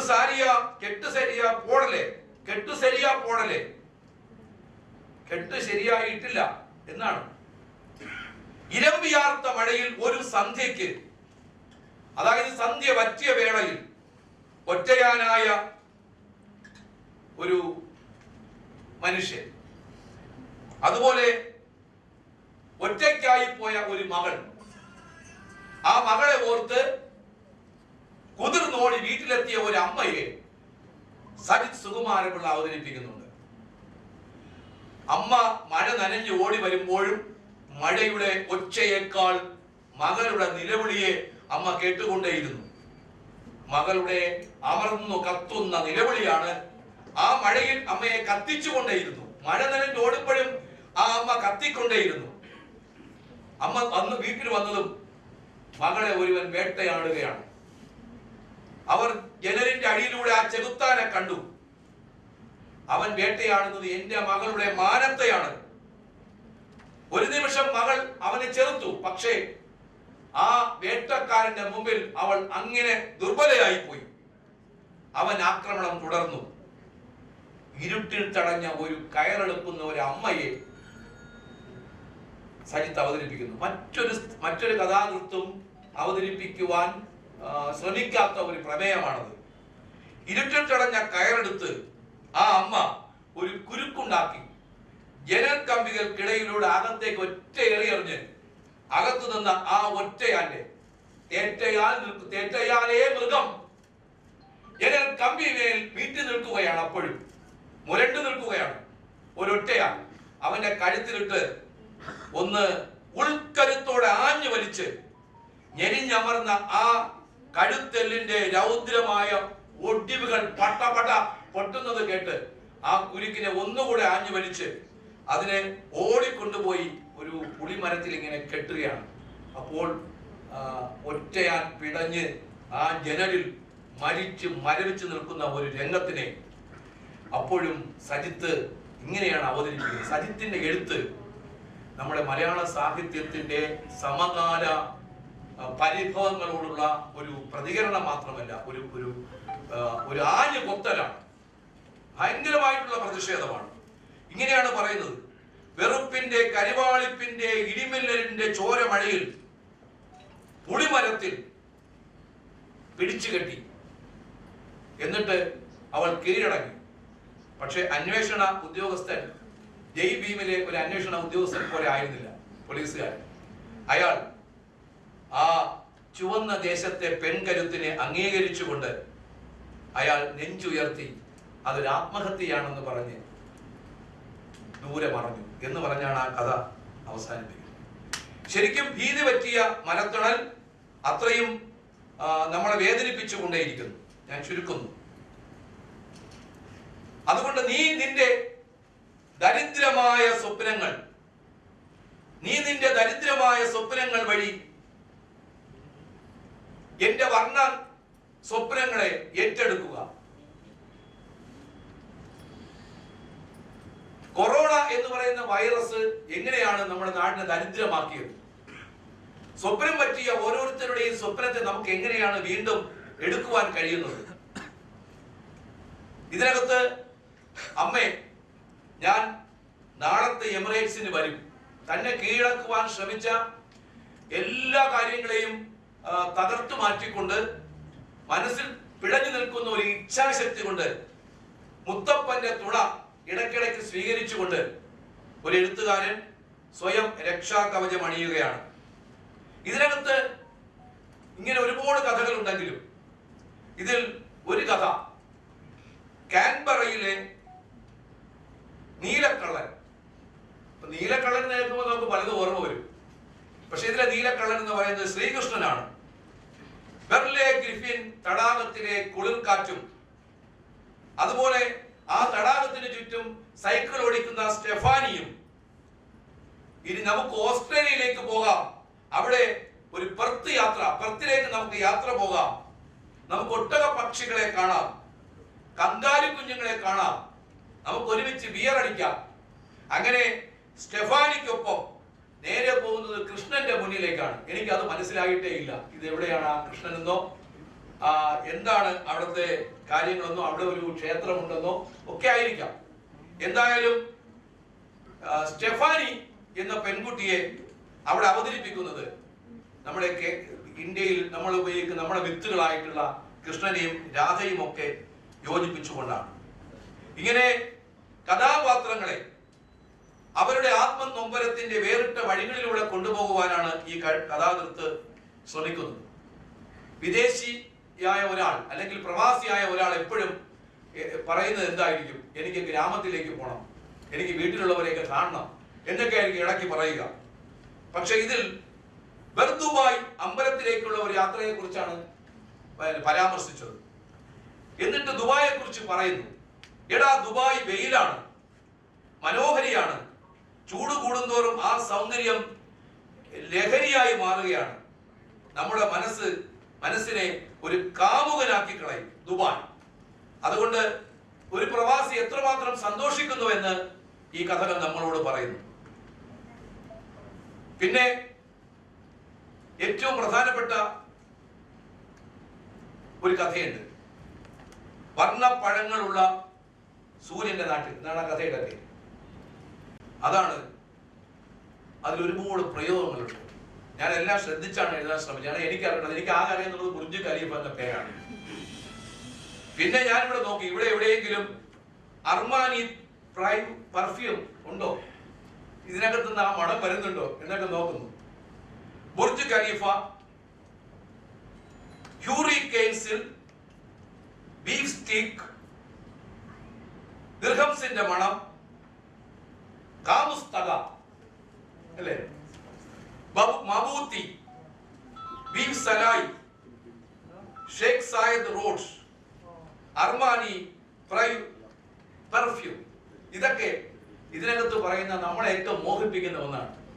എന്ന് പറഞ്ഞാൽ ഇത് അറിയാത്തവൻ ഇത് വായിച്ച് ബോധം കിടട്ടെ, അല്ലെ, അവൻ ഇതൊക്കെ ആഗ്രഹിക്കട്ടെ, പ്രവാസ ജീവിതത്തിലേക്ക് വരട്ടെ എന്നാണ്. ഇതിനകത്ത് ഏറ്റവും ശ്രദ്ധേയമായ ഒരു കഥാപാത്രമുണ്ട്. അതുകൂടെ പറഞ്ഞ് നിർത്താം. ഇത് ഓയിസ്റ്റർ കഴിക്കണമെന്ന് ആഗ്രഹിക്കുന്ന, മറ്റിൻ ലോക്ക് രഹസ്യ ബീച്ച് കാണണമെന്ന് ആഗ്രഹിക്കുന്ന, ഫിലിപ്പൈൻസിലേക്ക് നമുക്ക് ഒന്നിച്ച് യാത്ര പോകാം എന്നൊക്കെ പറയുന്ന ഒരു പെൺകുട്ടി ഈ കഥയിലുണ്ട്, ഏഞ്ചൽ. അവൾ പറയുന്നത്, വെളുത്ത മണലിൽ മുട്ടുകുത്തി നീ എന്നെ പ്രപ്പോസ് ചെയ്യണം, വെളുത്ത മണലിൽ മുട്ടുകുത്തി നീ എന്നെ പ്രപ്പോസ് ചെയ്യണം, നമുക്ക് ഫിലിപ്പൈൻസിലേക്ക് പോകണം, അവിടെ നമുക്ക് ഓയിസ്റ്റർ കഴിക്കണം. ഇങ്ങനെ സ്ത്രീ സ്വാതന്ത്ര്യത്തെ അങ്ങേയറ്റം മനസ്സിൽ നിവർത്തി നിർത്തി ഒരു എഴുത്തുകാരൻ നമുക്കൊപ്പം സഞ്ചരിക്കുകയാണ്. ഇവിടെ ഒരു കാര്യം സൂചിപ്പിക്കാനുള്ളത്, ഈ എഴുത്തുകാരന്റെ മാനസിക വ്യാപാരം എന്താണ്, നിലപാടെന്താണ്. ഇതൊരു കഥയിൽ ഓലക്കുടയില്ലാതെ, കുടവയറില്ലാതെ ഒരു മഹാബലി വന്നാൽ, ഒരു തമ്പുരാൻ വന്നാൽ സ്വീകരിക്കാതിരിക്കുന്ന ഒരു കേരളമുണ്ടോ? അങ്ങനെ കേരളത്തിന്റെ ഉത്സവ ബോധത്തെ ആക്രമിക്കുകയാണ് കഥാകൃത്ത്. പാതാളത്തോട് പ്രാർത്ഥിക്കുകയാണ്.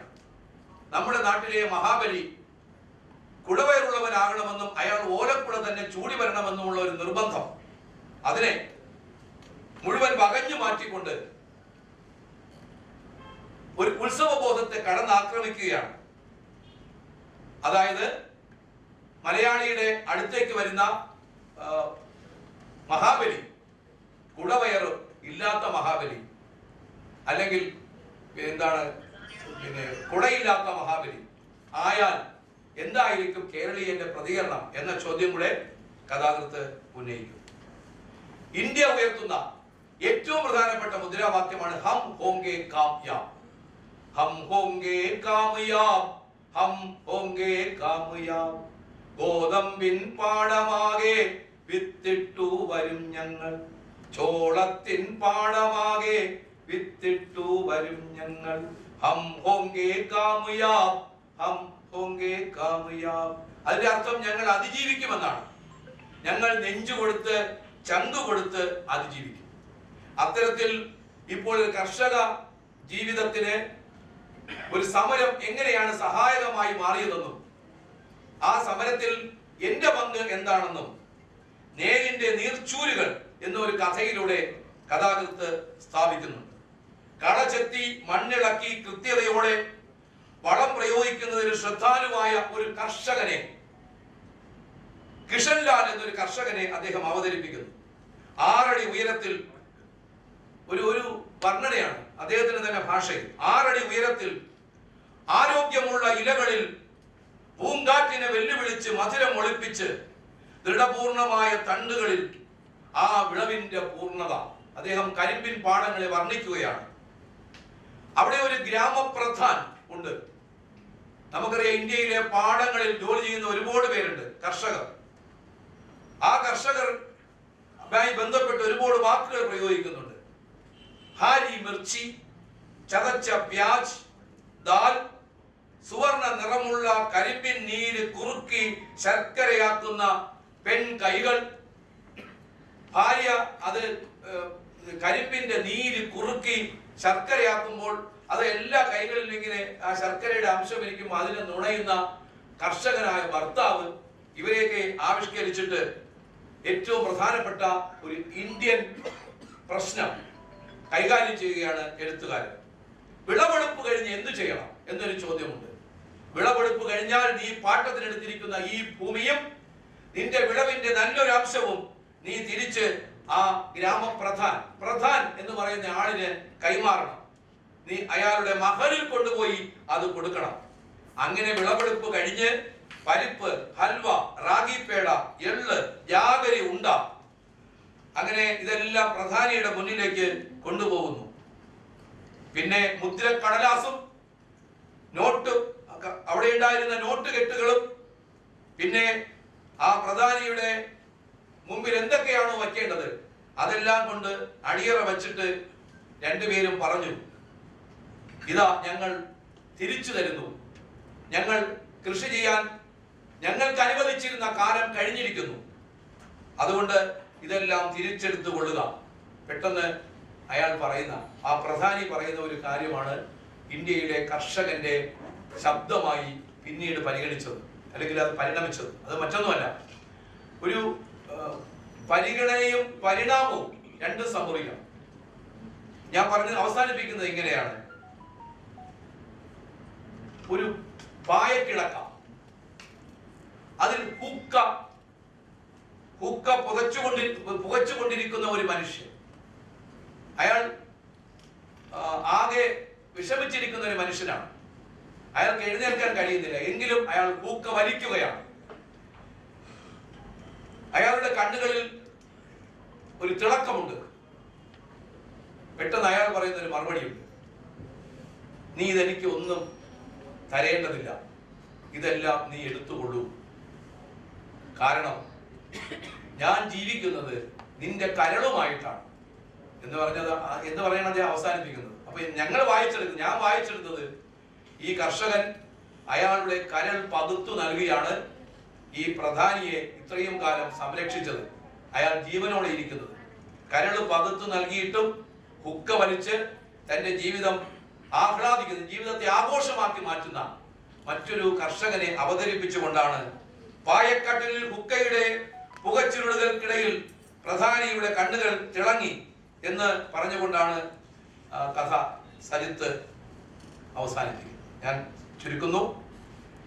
പൊതുവിൽ പടിയാറും കടന്ന് എന്ന സജിത് സുകുമാരപിള്ളയുടെ പുസ്തകത്തിന്റെ പിന്നിൽ അമ്മയായ അധ്യാപികയുടെ സ്പന്ദനമുണ്ട്.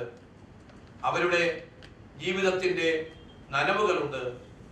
അവരുടെ ഭാഷയുടെ സൗന്ദര്യമുണ്ട്. മകനോടുള്ള വാത്സല്യമുണ്ട്. പിന്നെ ഈ പുസ്തകത്തിനുള്ളിൽ തുടിച്ചു നിൽക്കുകയും പിടച്ചു നിൽക്കുകയും ചെയ്യുന്നത് ഇന്ത്യൻ രാഷ്ട്രീയമാണ്, ഭരണഘടനയാണ്. ശരിക്കും ഭരണഘടനയിൽ നിന്ന് പുറത്താകുന്നവരെ സംരക്ഷിക്കുവാനുള്ള ഒരു ശ്രമവും നടത്തുന്നുണ്ട്. ഒന്നാണ് നമ്മൾ, ഒരേ രക്തമാണ്, ഒരേ വെള്ളമാണ്, പ്രാർത്ഥിക്കുവാനുള്ള പാഠമൊന്നാണ്, വേഷങ്ങളിൽ തുള്ളിയാടുന്ന ഭാഷകൾക്കൊക്കെയും സ്വാതന്ത്ര്യമുള്ള മണ്ണാണ്, അന്നം വിളമ്പും രുചിക്കൂട്ടിനുള്ളിൽ ഇടയ്ക്കിടെ പൂക്കും എരിയും ഒന്നാണ്.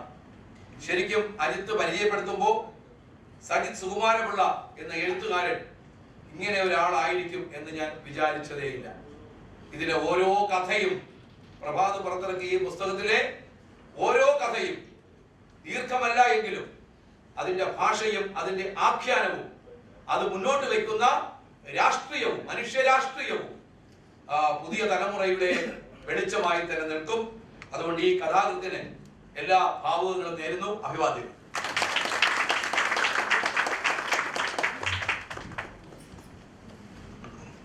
നമ്മുടെ ഗ്രന്ഥം ഏറ്റുവാങ്ങിയ ശ്രീമതി വിധു വിൻസെന്റ്.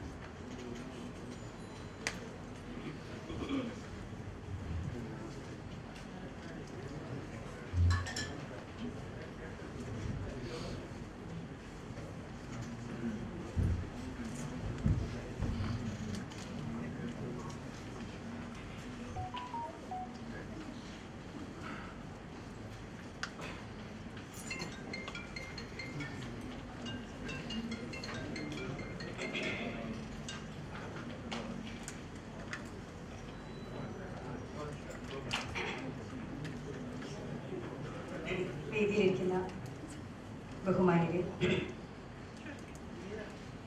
പ്രിയപ്പെട്ടവരെ, എനിക്കിതിൽ സത്യത്തില് വിനോദ് വൈശാഖി സഖാവ് വിനോദ് പല സാംസ്കാരിക രാഷ്ട്രീയ പരിപാടികളിലൂടെ വളരെ അടുത്ത് പരിചയമുള്ള സുഹൃത്താണ്. രഞ്ജിത്തിനെ നമ്മൾ അങ്ങനെ പരിചയപ്പെട്ടിട്ടില്ല, ഇപ്പോഴാണ് പരിചയപ്പെടുന്നത്. സജിത്തിനെ പരിചയപ്പെട്ടിട്ട് വളരെ കുറച്ച് ദിവസങ്ങളെ ആയിട്ടുള്ളൂ. ഇതിനകത്ത് പക്ഷേ ഞാൻ ഇങ്ങനെ ഇവിടെ നിൽക്കുന്നതിൽ ഞാൻ കടപ്പെട്ടിരിക്കുന്ന ഒരാളുണ്ട്. അത് ഈ പ്രഭാത് ബുക്ക് ഹൗസിൻ്റെ പ്രതിനിധീകരിച്ചുകൊണ്ടെത്തിയിട്ടുള്ള ഹനീഫ റാവത്തറാണ്. അതിൻ്റെ ഒരു കാര്യം, ഒരുപക്ഷെ പ്രഭാത് ബുക്ക് ഹൗസിനെ പ്രതിനിധീകരിച്ചിട്ടുള്ള ഒരാൾ ഞാൻ നേരിൽ കാണുന്നത് ആദ്യമായിട്ടാണ്. എൻ്റെ ബാല്യങ്ങളെ, എൻ്റെ സഹോദരൻ്റെ, എൻ്റെ സുഹൃത്തുക്കളുടെ ബാല്യത്തെ ഭാവനാസമ്പന്നമാക്കിയതിന്, സ്വപ്നസമ്പന്നമാക്കിയതിന് ഒക്കെ ഞങ്ങൾ നിങ്ങളോട് കടപ്പെട്ടിരിക്കുന്നു. തെരിയോഷക്കിയും ഇവാൻ കഥകളും ബാബയാഗ മന്ത്രവാദിയും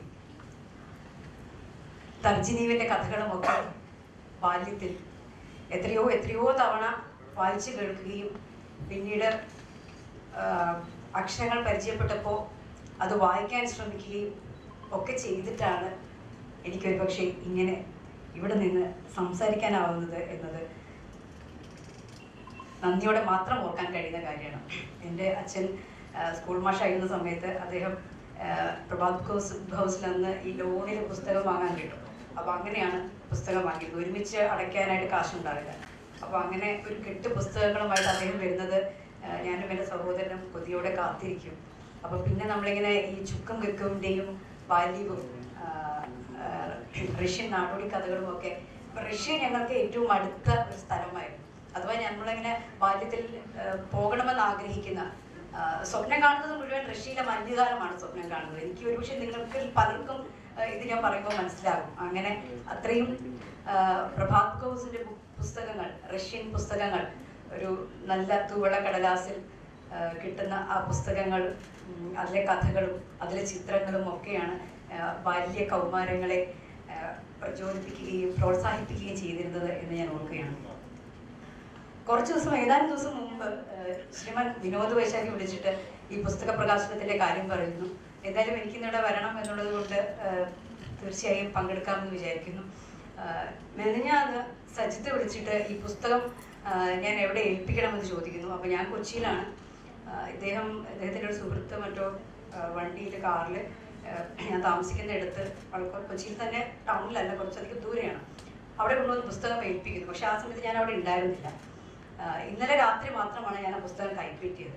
ഇന്ന് പുലർച്ചെ 3-4 മണിക്കാണ് ഞാൻ കൊല്ലത്തെത്തുന്നത് യാത്ര ചെയ്തിട്ട്. അപ്പോൾ പുലർച്ചെ വീട്ടിലെത്തി കുളിച്ചിട്ട് കിടക്കുന്നതിന് മുമ്പ് ഞാൻ ഈ പുസ്തകത്തിൻ്റെ കെട്ടഴിച്ച് പുസ്തകം നോക്കി, പടിയാറും കിടന്ന് കൊള്ളാം, ലേഔട്ടൊക്കെ കൊള്ളാം. അപ്പോൾ സാധാരണ നമ്മുടെ പുസ്തക പ്രകാശനത്തിൽ എത്തുന്ന സമയത്ത് ഈ ആരാണ് ഗ്രന്ഥകാരനെന്നും പിന്നെ ഇതിൻ്റെ ഒരു സംക്ഷിപ്തം പലപ്പോഴും ഉണ്ടാകും, പിന്നെ ഒരു ആമുഖം ഉണ്ടാകും, പിന്നെ അതിൻ്റെ ഒരു പുസ്തക കഥകളുടെ പേരോ അല്ലെങ്കിൽ അധ്യായങ്ങളുടെ പേരോ ഉണ്ടാകും. അതൊക്കെ ഒന്ന് വായിച്ച് നടുക്കുന്ന പേജൊന്ന് തുറന്നു പോകും, എന്നിട്ടൊന്ന് മണത്തു പോകും, എന്നിട്ട് ആദ്യത്തെ 1-2 സംഗതികൾ വായിക്കും. ഇതാണ് ഒരു പതിവ്. പലപ്പോഴും സമയം കിട്ടാറില്ല. അപ്പൊ ഞാനങ്ങനെ തുറന്ന് വായിച്ചത് എൻ്റെ കണ്ണിൽ പെട്ടത് സമർപ്പണം എന്ന ഭാഗമായിരുന്നു. അമ്മയാണ് രാമായണ ശീലുകൾ പതിവായി പാരായണം ചെയ്യുക. എഴുത്തച്ഛൻ്റെ കുഞ്ഞു തത്തമ്മേ ക്ഷമിക്കുക, എൻ്റെ ധൈര്യവും ശക്തിയും ആശ്വാസവും ഇന്ന് എന്നോടൊപ്പമില്ല. ഭഗവാൻ രാമന്റെ ശോകകഥ നിന്റെ കാതുകളിൽ മൂളാൻ അവസരമില്ലാതെ എവിടെയും പ്രിയങ്കരിയായ മലയാള അധ്യാപിക മറഞ്ഞു പോയിരിക്കുന്നു. എൻ്റെ തലയിൽ സുഷുപ്തിയുടെ താളമായി പതിച്ചിരുന്ന മാർദ്ദവമേറിയ വിരലുകൾ എങ്ങോ നഷ്ടപ്പെട്ടിരിക്കുന്നു. എന്നെ മറന്നേക്കൂ ശാരിക പൈതലെ. സീതാമാതാവിനോട് പറയുക, എൻ്റെ ഭവനത്തിൽ സന്ധ്യാവിളക്കിൻ്റെ വിട്ടത്തിൽ മുഴങ്ങിയിരുന്ന ഈണം ഉയരങ്ങളിൽ മറഞ്ഞിരുന്ന് കരയുന്നുവെന്ന്, എൻ്റെ കണ്ണുനീർ എന്നെ തോൽപ്പിച്ചുകൊണ്ടിരിക്കുന്നുവെന്ന്, എൻ്റെ കവിളുകൾക്ക് ഉപ്പുരസമാണെന്ന് ഒന്നുകൂടി അപേക്ഷിക്കുക, ആ ഈണം എന്നെ തിരികെ ഏൽപ്പിക്കാൻ. ഇത് വായിച്ചിട്ട് എൻ്റെ കണ്ണ് നനഞ്ഞു. അപ്പം ഞാൻ വിചാരിച്ചു എനിക്കിത് അടച്ചു വെക്കാൻ പറ്റുന്നില്ല. അപ്പം ഞാൻ മറിച്ചിട്ട് വായിച്ചത് ഞാൻ ഒന്നേ കാതലിക്കറയും എന്ന കഥയാണ്. അത് കഴിഞ്ഞ് ആദ്യത്തെ കഥയായ വിന്നി ഒരു കറുത്ത വെളിച്ചം എന്ന കഥയിലേക്ക് കടന്നു. ഹൃദയം കവരുന്ന കൺകെട്ടുകാർ എന്ന കഥയിലേക്ക് കടന്നു. 2 സുഹൃത്തുക്കൾ അഥവാ ചതിക്കുന്ന പണി വായിച്ചു. പ്രണയത്തിന്റെ ചോരക്കതി വായിച്ചു. കുഞ്ഞുമനസ്സിന്റെ ഗദ്ഗതം വായിച്ചു. ഏതാണ്ട് 10 കഥകൾ വായിച്ചിട്ട് 5 മണിയോടെയാണ് കിടന്നത്. അപ്പൊ ഞാൻ വിചാരിച്ചു, അദ്ദേഹം പുസ്തകത്തിന്റെ ആദ്യ ഭാഗത്ത് വളരെ വിനയത്തിൽ ഒരു കാര്യം പറഞ്ഞിട്ടുണ്ട്. കോവിഡ് സാഹചര്യങ്ങളിൽ അറബി നാട്ടിലെ അടച്ചുമൂടപ്പെട്ട ജീവിതാനുഭവങ്ങളിൽ ഇതം പ്രഥമമായ എഴുത്തിന്റെ മോഹനമായ ലോകത്തേക്ക് കടന്നു വന്ന ഒരാളാണ് താൻ. ഞാനത് വിശ്വസിക്കുന്നില്ല സാഹിത്യം. കാരണം അത്രയും ലളിത സുഭഗമായി ഒരുപാടൊന്നും വിശദീകരിക്കാതെ നമ്മൾ ഈ ഹൈക്കു കവിതകളെ കുറിച്ച് പറയുന്നത് പോലെ ഹൈക്കു കഥകൾ എന്ന് വേണമെങ്കിൽ പറയാൻ പറ്റുന്ന മട്ടിൽ 2 വരിയിൽ, അതും നമ്മുടെ ഈ സിനിമയിലൊക്കെ ഞങ്ങളുടെ ഒരു ടെൻഷൻ എന്ന് പറയുന്നത് ക്ലൈമാക്സ് ഉണ്ടാക്കുക എന്ന് പറയുന്ന സംഭവമാണ്. ഈ ക്ലൈമാക്സ് 3-4 ക്ലൈമാക്സ് ഒക്കെ ഉണ്ടാക്കി അതിലൊരു 3 ഒക്കെ ഷൂട്ട് ചെയ്ത് എന്നാലും അതൊരു ക്ലൈമാക്സ് ആവുന്നില്ല എന്ന് വിചാരിച്ചിട്ട് കഷ്ടപ്പെടുന്നതിന്റെ ഈ ആത്മനൊമ്പരങ്ങൾ രഞ്ജിത്തിന് ഒരു പക്ഷെ പറഞ്ഞാൽ മനസ്സിലാവും. അപ്പൊ ഇതിന്റെ ക്ലൈമാക്സ് ഉണ്ടല്ലോ, ഇതിനകത്ത് മിക്ക കഥകളുടെയും ക്ലൈമാക്സ് എന്ന് പറഞ്ഞു കഴിഞ്ഞാൽ ഞെട്ടിക്കുന്നതാണ്. ഇപ്പൊ ഈ വിന്നി എന്ന് പറയുന്ന കഥ തന്നെ, ഒരു കറുത്ത വെളിച്ചം തന്നെ, നമ്മൾ ഒരിക്കലും വിചാരിക്കില്ല ഈ കഥയുടെ അന്ത്യം എന്താണെന്ന്. അതുപോലെ ഹൃദയം കവിഞ്ഞ കൺകെട്ടുകാർ എന്ന കഥ വായിക്കുമ്പോഴും പ്രണയവും പരിവട്ടവും വായിക്കുമ്പോഴും നേരത്തെ സഖാവ് വിനോദ് തന്നെ സൂചിപ്പിച്ചതുപോലെ ദുബായിയുടെ ലഹരി പിടിപ്പിക്കുന്ന ചൂടിനെ കുറിച്ച് എഴുതുമ്പോൾ ചൂടിനെ കുറിച്ച് എഴുതിയ വരികൾ ഒടുവിൽ അവസാനിക്കുന്നത് അതിലെ കഥാപാത്രമായ സത്യേട്ടന്റെ ജന്മദിനമാണ് എന്ന് വിചാരിച്ചിട്ടാണ് അദ്ദേഹത്തിന്റെ സുഹൃത്തുക്കൾ അദ്ദേഹത്തോടൊപ്പം അമ്പലത്തിൽ പോകുന്നതും ഭക്ഷണം കഴിക്കുന്നതും ഒക്കെ. പക്ഷെ ഏറ്റവും ഒടുവിൽ നമുക്ക് മനസ്സിലാകുന്നു സത്യേട്ടന്റെ മകളുടെ ചരമദിനമാണെന്നുള്ളത്. അപ്പം ഇങ്ങനെ നമ്മുടെ ഇവിടെ ക്ലൈമാക്സ് പറഞ്ഞ് കൊളുത്തി വലിക്കുന്ന ഈ കഥകൾ വായിക്കുമ്പോൾ എനിക്ക് തോന്നുന്നത് ഒരു തിരക്കഥയിലേക്ക് നിങ്ങളുടെ ദൂരം അത്ര അകലെയല്ലായിരുന്നു.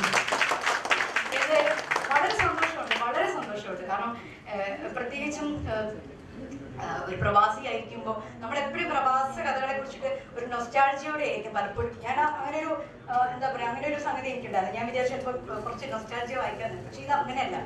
സഖാ വിനോദ് സൂചിപ്പിച്ചതുപോലെ ആദ്യന്തം എന്താ പറയുക, കറുത്തതും അങ്ങനെ അല്ലാത്തതുമായ യാഥാർത്ഥ്യങ്ങളോടാണ് അദ്ദേഹം സംബന്ധിച്ചുകൊണ്ടിരിക്കുന്നത്. അത് മലയാളത്തിലെ മാത്രമല്ല, ഒരു പാൻ ഇന്ത്യൻ എന്ന് പറയാവുന്ന അല്ലെങ്കിൽ പാൻ ഏഷ്യൻ എന്ന് പറയാവുന്ന തരത്തിലാണ് അദ്ദേഹത്തിൻ്റെ ഈ കഥാപ്രപഞ്ചം പുരോഗമിക്കുന്നത്. എനിക്കൊരു സംശയമില്ല, നിങ്ങൾ വായിച്ചു കഴിഞ്ഞാൽ ഈ പുസ്തകം താഴെ വെക്കില്ല എന്നതിന് ഞാൻ തന്നെയാണ് സാക്ഷി. അപ്പോൾ സജിത്തിന് എല്ലാ ആശംസകളും. ഈ പുസ്തകം ഉറപ്പായും നിങ്ങളുടെ കയ്യിലേക്ക് വായിക്കണമെന്ന് മാത്രം പറയുകയുള്ളൂ.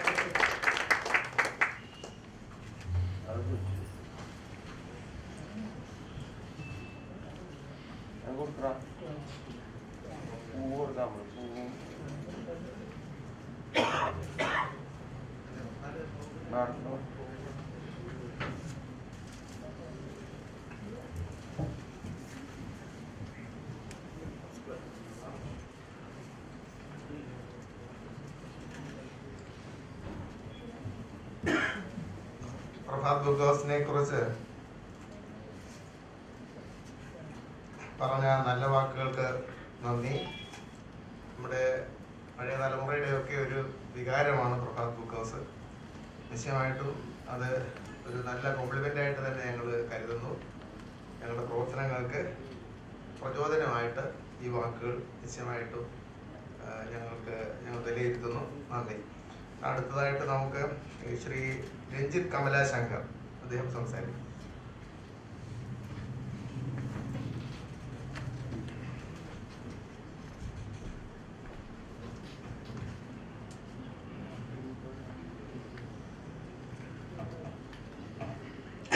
നമസ്കാരം പ്രിയമുള്ളവരെ, വളരെ വളരെ സന്തോഷമുണ്ട് ഇന്നിവിടെ നിൽക്കാൻ കഴിയുന്നത്.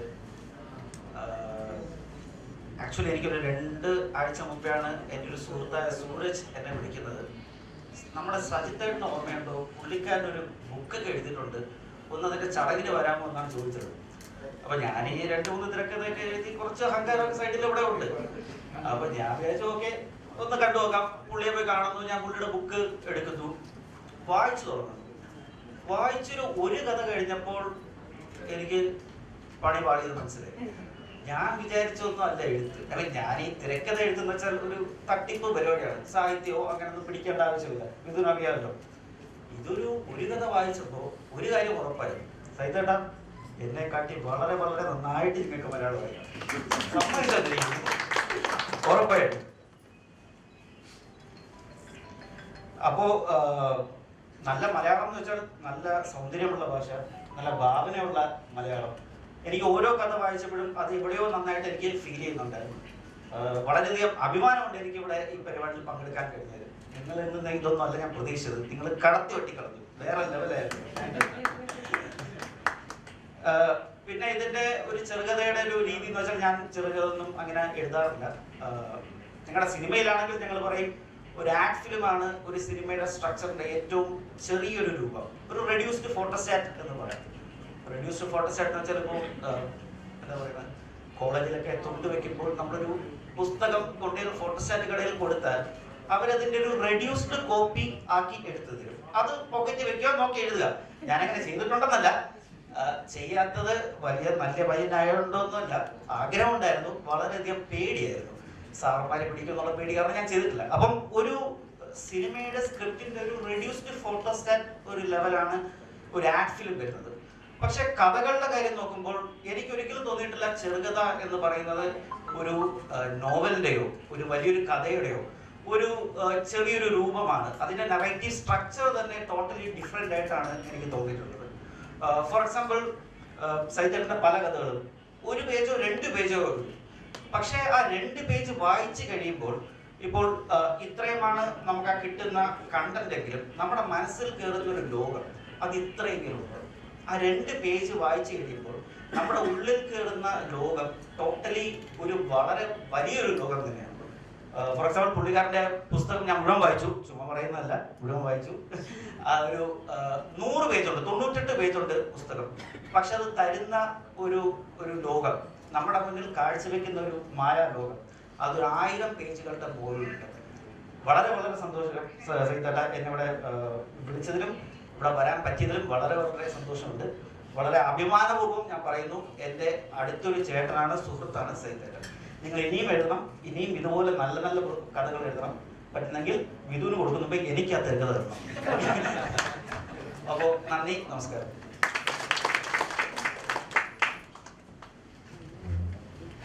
ശ്രീ പ്രദീപ് മാർക്ക്.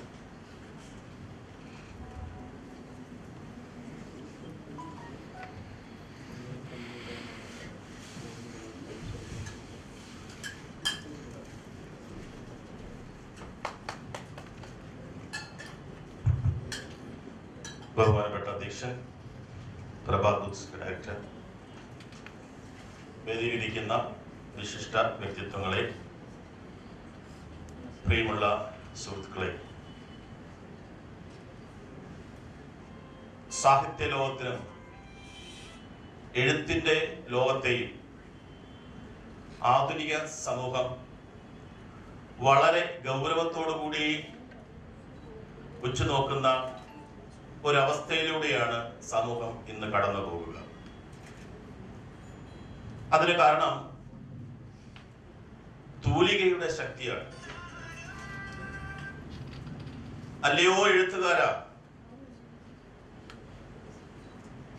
നിന്റെ തൂലികയിലൂടെ ഉരുത്തിരിയുന്ന വരികളിലൂടെ ഞാൻ കടന്നു പോകുമ്പോൾ ഇരുളിനെ വെളിച്ചമാക്കാൻ സാധിക്കും. കയ്പിനെ മധുരമുള്ളതാക്കാൻ സാധിക്കും. സാംസ്കാരികതയെ ശാക്തീകരിക്കാൻ സാധിക്കും. സുഖത്തെ സ്വീകരിക്കാനും ദുഃഖത്തെ ഉൾക്കൊള്ളാനും സാധിക്കും. മനസ്സിനെ യഥാവിധം പാകപ്പെടുത്തുവാൻ സാധിക്കും. അത് കാലത്തിന്റെ നിയോഗമാണ്. നമ്മുടെ സുഹൃത്ത് ശ്രീ സരിത് സുകുമാരപിള്ള അദ്ദേഹത്തിന്റെ പടിയാറും കടന്ന് എന്ന പുസ്തകത്തിനെ കുറിച്ച് വൈശാഖ സാറും മാഡവും ഒക്കെയുള്ളവരെല്ലാം വളരെ വിശദമായി പറഞ്ഞു. എനിക്കും അത് തന്നെ പറയാനുള്ളൂ. അവര് വായിച്ചതുപോലെ അധികം കഥകളൊന്നും എനിക്ക് വായിക്കാൻ 2 ദിവസം മുമ്പാണ് ആ പുസ്തകം എന്റെ കൈ കിട്ടുന്നത്.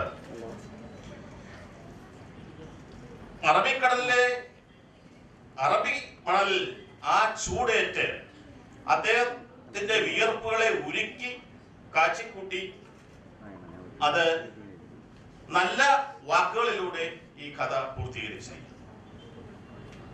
സാഹിത്യവും കലയും ഒക്കെ മനസ്സിലാക്കുന്നത് അതിന്റെ പ്രധാനപ്പെട്ട തട്ടകം എന്ന് പറയുന്നത് നമ്മുടെ മനസ്സാണെങ്കിൽ, കഥാകൃത്തിന്റെ കഥാപാത്രങ്ങളും മനസ്സാകുമ്പോൾ ആ കഥാകൃത്തിന്റെ മനസ്സ് തന്നെയാണ് ഈ കഥയിൽ ഉടനീളം പ്രതിപാദിക്കപ്പെടുന്നത്. ഇദ്ദേഹത്തിന്റെ കഥകളിലെല്ലാം മധുരമായ ഒരു ജീവതാളമുണ്ട്, ഒരു വൈകാരികമായ മാതൃതാളമുണ്ട്, ഒരു ആസ്വാദകരമായ പെൺതാളവുമുണ്ട്. അതാണ് സജിത് സുകുമാരയുടെ പുസ്തകത്തിലൂടെ ഞാൻ മനസ്സിലാക്കിയിട്ടുള്ളത്. ഈ പുസ്തകം ഇവരൊക്കെ പറഞ്ഞതുപോലെ തന്നെ സമർപ്പണത്തിലൂടെ അദ്ദേഹത്തിന്റെ മാതാവിനെ നോക്കി വിതുമ്പുന്നു. എന്റെ ധൈര്യവും ശക്തിയും ആശ്വാസവും എല്ലാം ചോർന്നു പോയിരിക്കുന്നു. മലയാള ഭാഷയുടെ വാമൊഴിയും വരമൊഴിയും പദ്യത്തിന്റെ ചൊല്ലഴകും കവിതയുടെ ചൊല്ലഴകുമൊക്കെ അനേകം വിദ്യാർത്ഥികൾക്ക് പൈമ്പാല് പോലെ ഇറ്റിച്ചു കൊടുത്ത ആ പ്രിയപ്പെട്ട മലയാളം അധ്യാപിക ഇന്ന് എന്നോടൊപ്പമില്ല. എന്റെ തലയിൽ സുഷുപ്തിയുടെ മാർദ്ദവമായ കരങ്ങൾ കൊണ്ട് പരതിയ ആ കരങ്ങൾ എനിക്ക് നഷ്ടപ്പെട്ടിരിക്കുന്നു. എന്റെ ഭവനത്തിലെ വിളക്കായി സന്ധ്യാനാമമായി പ്രശോഭിച്ചിരുന്ന ആ കീർത്തനങ്ങൾ നിശ്ചലമായിരിക്കുന്നു. സീതാദേവി, ഞാൻ എന്റെ കണ്ണുനീർ വറ്റിയിട്ടില്ല എന്റെ അമ്മയില്ലാതെ എന്ന് നീ സീതാദേവി പറയുക. എന്റെ കവിളുകൾക്ക് ഉപ്പരസമാണെന്ന് നീ പറയുക. അദ്ദേഹത്തിന്റെ ഈ കഥാസമാഹാരത്തിലൂടെ കടന്നു പോകുമ്പോൾ നമ്മളുടെ കവിളുകളിലും ഉപ്പുരസം പൊടിയും. വളരെ വൈകിയിരിക്കുന്നു.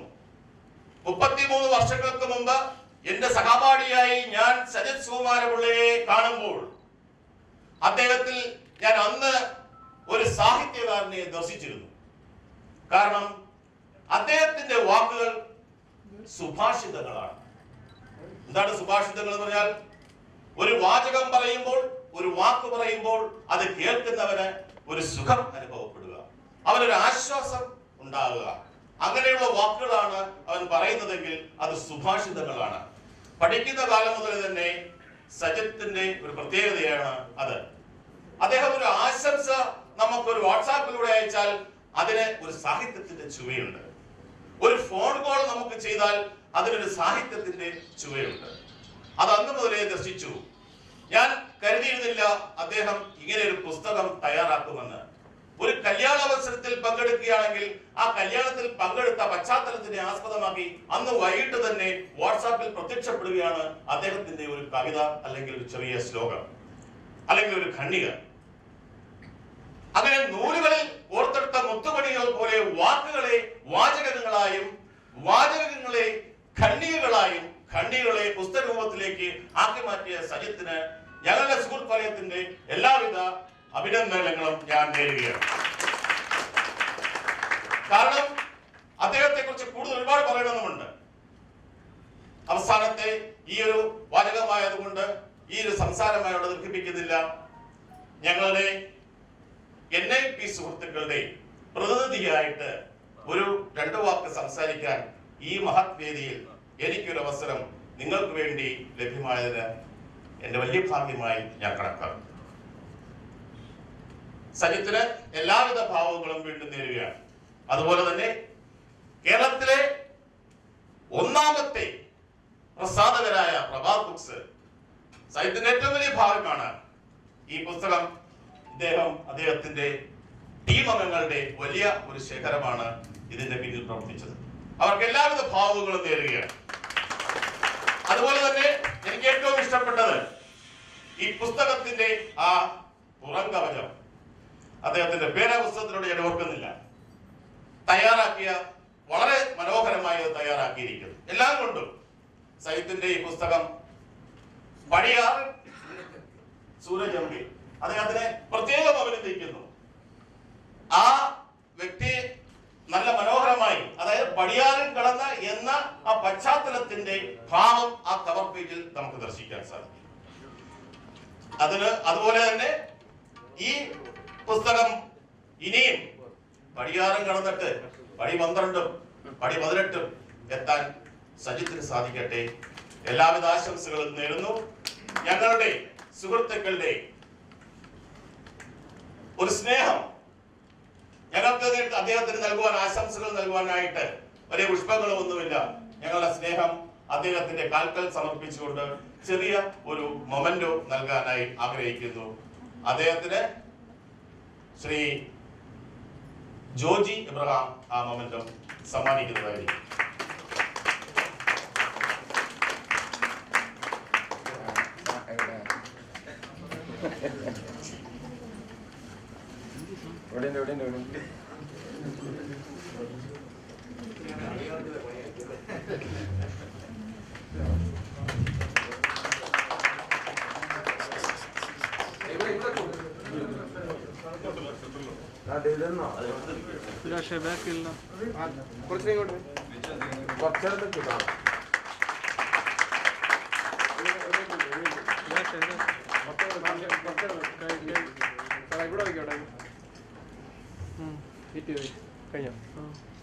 ഒരു പുതപ്പ്, നേരത്തെ വൈശാഖ് സാർ പറഞ്ഞതുപോലെ ഞാൻ ആ കഥ വായിച്ചിട്ടുണ്ട്.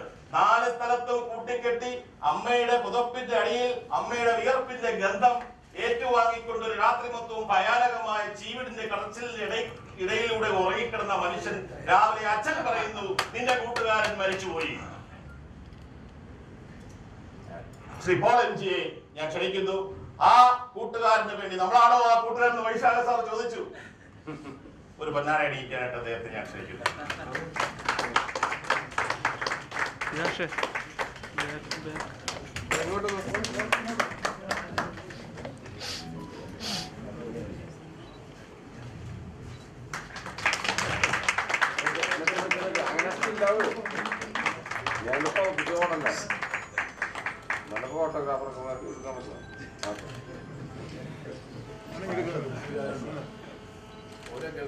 ഒരു പ്രത്യേകത ഒന്നുകൂടി ഒന്ന് പറഞ്ഞോട്ടെ.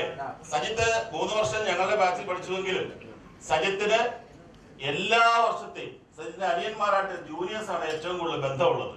തിരുവനന്തപുരത്ത് കിടക്കുന്ന സകല ആളുകളുമായിട്ട് സജിത്തിന് നല്ല ബന്ധമാണ്. സഹോദര തുല്യമായി എല്ലാവരെയും സ്നേഹിക്കുന്ന സജിത്തിന് ഇളയജന്മാർ അനിയന്മാർ എന്നുള്ള ആ ഒരു കാഴ്ചപ്പാടിൽ ശ്രീ അംബിരാജിനെ അദ്ദേഹത്തിനെ ഒരു പൊന്നാടി അണിയിക്കാൻ ഞാൻ സാദരം ക്ഷണിക്കുന്നു.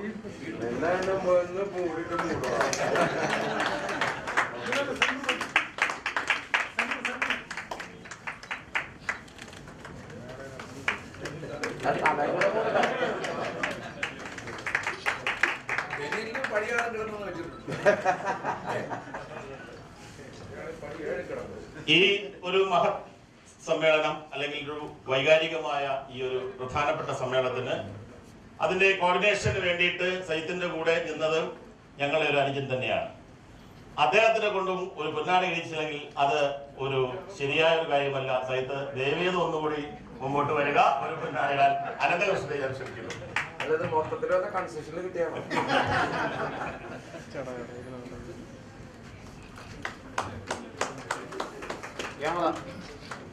ഇങ്ങോട്ട് അനന്ത അവിടെ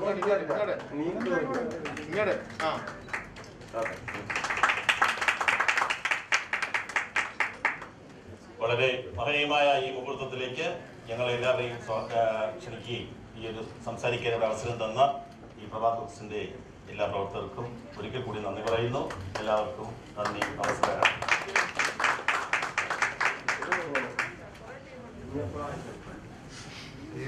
സ്വന്തമാക്കാത്തവർക്ക് സ്വന്തമാക്കാനുള്ള അവസരമാണ്. അപ്പൊ അതിന് എല്ലാവരും ഇവിടുന്ന് പോകുന്നതിന് മുമ്പ് തയ്യാറെടുക്കണം എന്ന് അഭ്യർത്ഥിക്കുകയാണ്. ഈ പടിയാറും കിടന്ന ഈ മനോഹരമായ ചെറുകഥാ സമാഹാരത്തിന്റെ രചയിതാവ് നമുക്ക് ഏവർക്കും പ്രിയപ്പെട്ട ശ്രീ സജിത് സുകുമാരപിള്ള, അദ്ദേഹത്തിന്റെ ഊഴമാണ്. നമുക്ക് കഥാകാരനെ കേൾക്കാം. ശ്രീ സജിത്.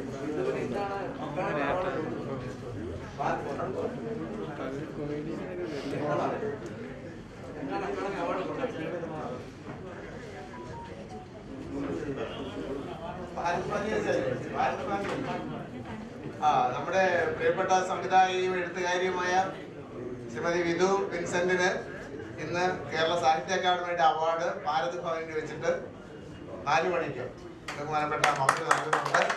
എല്ലാവർക്കും നമുക്ക് അഭിനന്ദനങ്ങൾ അറിയിക്കാം. ശ്രീ സജിത് സുകുമാരപിള്ള.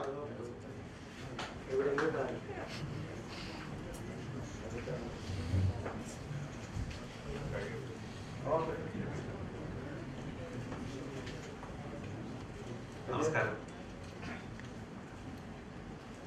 ഇത് ഒരു ബുക്കായിട്ട് പ്രസിദ്ധീകരിക്കണമെന്ന് ഞാൻ വിചാരിച്ച കാര്യമല്ല. ഇത് ശരിക്കും ദുബായിൽ അങ്ങനെ കോവിഡ് ബാധിച്ചിരുന്ന ആ ഒരു സമയത്ത് ഫേസ്ബുക്കിൽ എന്തെങ്കിലും എഴുതണമല്ലോ എന്ന് പറയും, എന്തെങ്കിലും പണി വേണ്ടേ, 4 മാസം വെറുതെ ഇരിക്കുമായിരുന്നു. ആ സമയത്ത് മുറിക്കകത്തിരുന്ന് എഴുതി തുടങ്ങിയാണ്. അപ്പൊ അന്ന് എഴുതാൻ ശരിക്കും കോവിഡ് അല്ല കാരണം, പറഞ്ഞ പോലെ അമ്മയാണ് കാരണം. അമ്മയെ കുറിച്ച് എഴുതിയതാണ് ഇത്. ഈ പ്രോഗ്രാം ഫുള്ളും അമ്മയ്ക്ക്.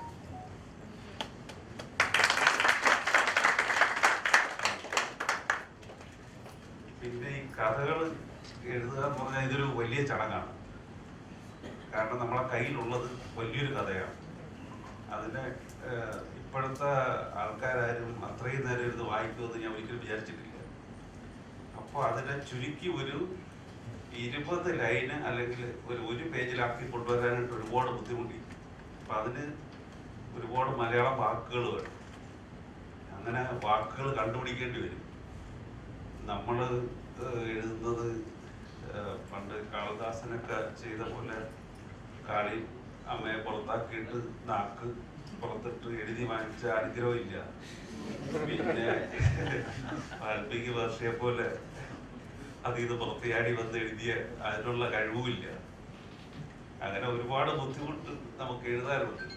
ആകെ ഉള്ളത് പിന്നെ മലയാളം പഠിപ്പിച്ചത് അമ്മയാണ്. അത് മാത്രമേ ആകെ അറിയാവൂ. അതുകൊണ്ട് എനിക്ക് വാക്കുകൾ, മലയാള വാക്കുകൾ വളരെ കുറച്ചേ എനിക്കറിയാവും.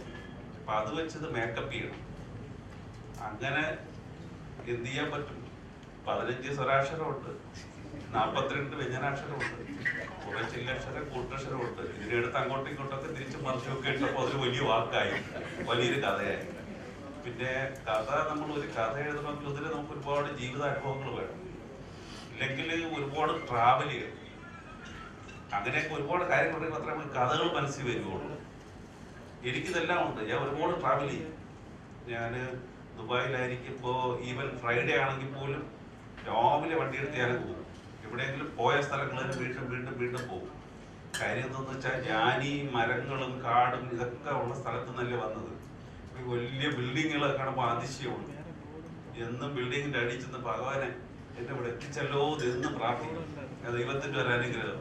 എന്നിട്ട് അവിടെ കാറിലിരുന്ന് എഴുതും. അങ്ങനെയൊക്കെ എഴുതുന്നതാണ്. ഇത് പ്രത്യേകിച്ച് ഒരു സമയ സന്ദർഭം നോക്കി എഴുതിയ കഥകളൊന്നുമല്ല. ഇതെല്ലാം മനസ്സിലുണ്ടായിരുന്ന കുറെ കാര്യങ്ങൾ എഴുതി പിടിപ്പിച്ചു എന്നുള്ളതേ ഉള്ളൂ. അങ്ങനെ എഴുതിയ ചെറിയ കഥകൾ ബുക്കിൽ ആദ്യം എഴുതി തുടങ്ങുമ്പോൾ നമ്മുടെ മങ്ങാനൂര് തന്നെയുള്ള ടീച്ചർ എന്നെ വളരെ പ്രോത്സാഹിപ്പിച്ചിട്ടുണ്ട്. കൊള്ളാം, നല്ല ഇത് എഴുത്താണെന്ന് നോക്കി ടീച്ചർ ഒരുപാട് പ്രാവശ്യം പറഞ്ഞു. അങ്ങനെ എഴുതി തുടങ്ങിയാണ്. സത്യത്തിൽ ടീച്ചറാണ് ഇൻസ്പിറേഷൻ.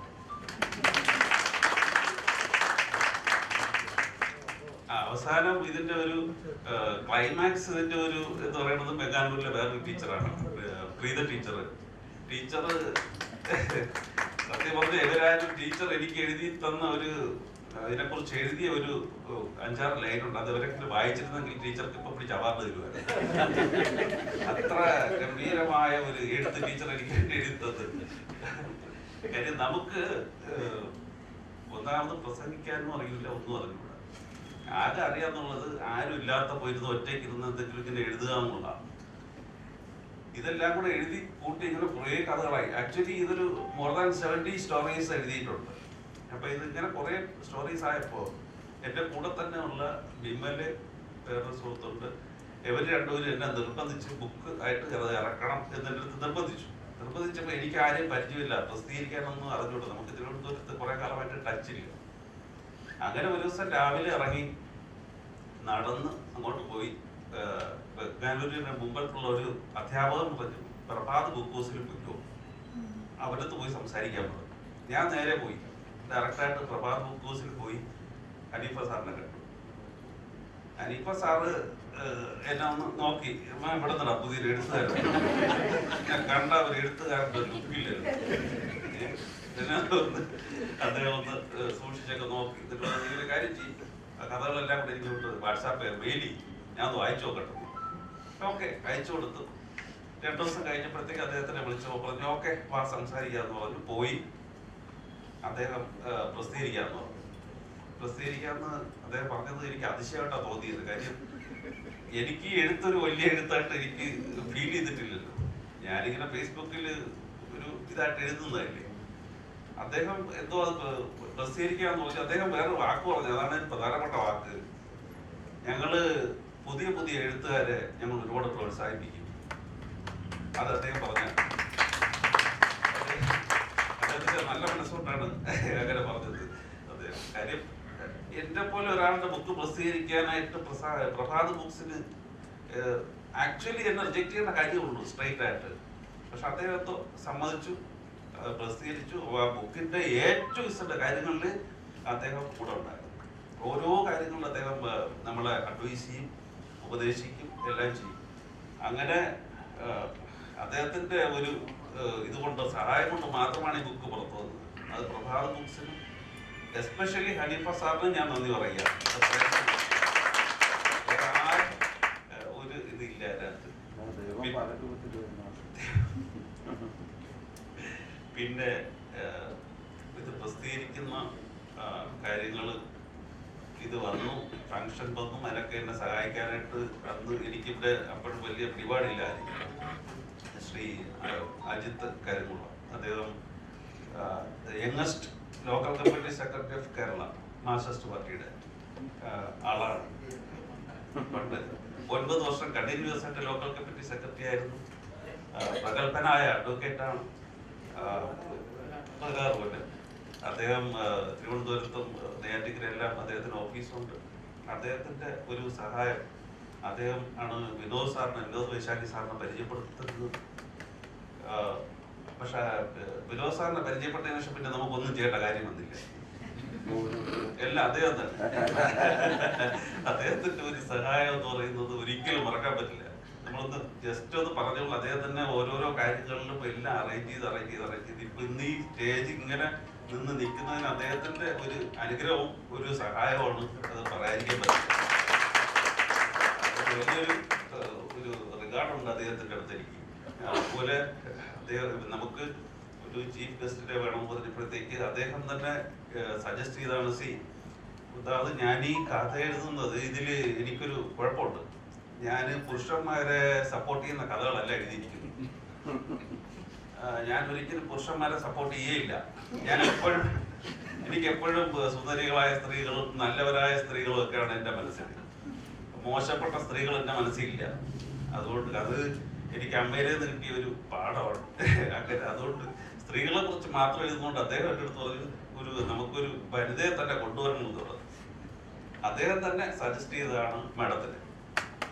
അദ്ദേഹം തന്നെ വിളിച്ചു, അദ്ദേഹം തന്നെ എല്ലാം ചെയ്തു. ഇന്നലെ മാഡം പറഞ്ഞ പോലെ സത്യമാണ്. ഇന്നലെ രാത്രി ഒരു 3:30 ആയപ്പോഴത്തേക്ക് എനിക്കൊരു മെസ്സേജ് വരുന്നു, ഞാൻ നിങ്ങളുടെ ഇത് വായിച്ചു, കൊള്ളാം, നന്നായിട്ടുണ്ട്, ഞാൻ നാളെ വരാം എന്നൊക്കെ പറഞ്ഞിട്ട് എനിക്ക് മെസ്സേജ്. ഇന്നലെ 3:30 മണിക്കാണ്, 3:30 മണിക്ക് ശേഷമാണ് മാഡം മെസ്സേജ് അയക്കുന്നത്. ഞാൻ അതിശയിച്ചു പോയി. അവരെന്ന് പറയുന്നത് സാധാരണ ആളല്ല. നമ്മളെ ഇന്ന് മേ ബി കേരളത്തിൽ ഏറ്റവും കൂടുതൽ ചർച്ച ചെയ്യപ്പെടുന്ന ഒരാളാണ്. ഒരുപാട് കാര്യങ്ങളിൽ ആരും സംസാരിക്കാത്ത ഒരുപാട് വിഷയങ്ങളിൽ, ഒരുപാട് കാര്യങ്ങളിൽ എടുത്ത് മുന്നോട്ട് വന്ന് സംസാരിക്കുകയും അതിനുവേണ്ടി ഒറ്റയ്ക്ക് നിന്ന് പോരാടുകയും ചെയ്ത ഒരാളാണ്. അത്രയും ഒരു തൻ്റെടിയായിട്ടുള്ള ഒരാളാണ്. അപ്പോൾ അവരുടെ കയ്യിൽ തന്നെ ആ ബുക്ക് എത്തിയല്ലോ എന്നുള്ളത് ഒരു വലിയ സന്തോഷമുള്ള കാര്യമാണ്. അത് thank you so much for that. പിന്നെ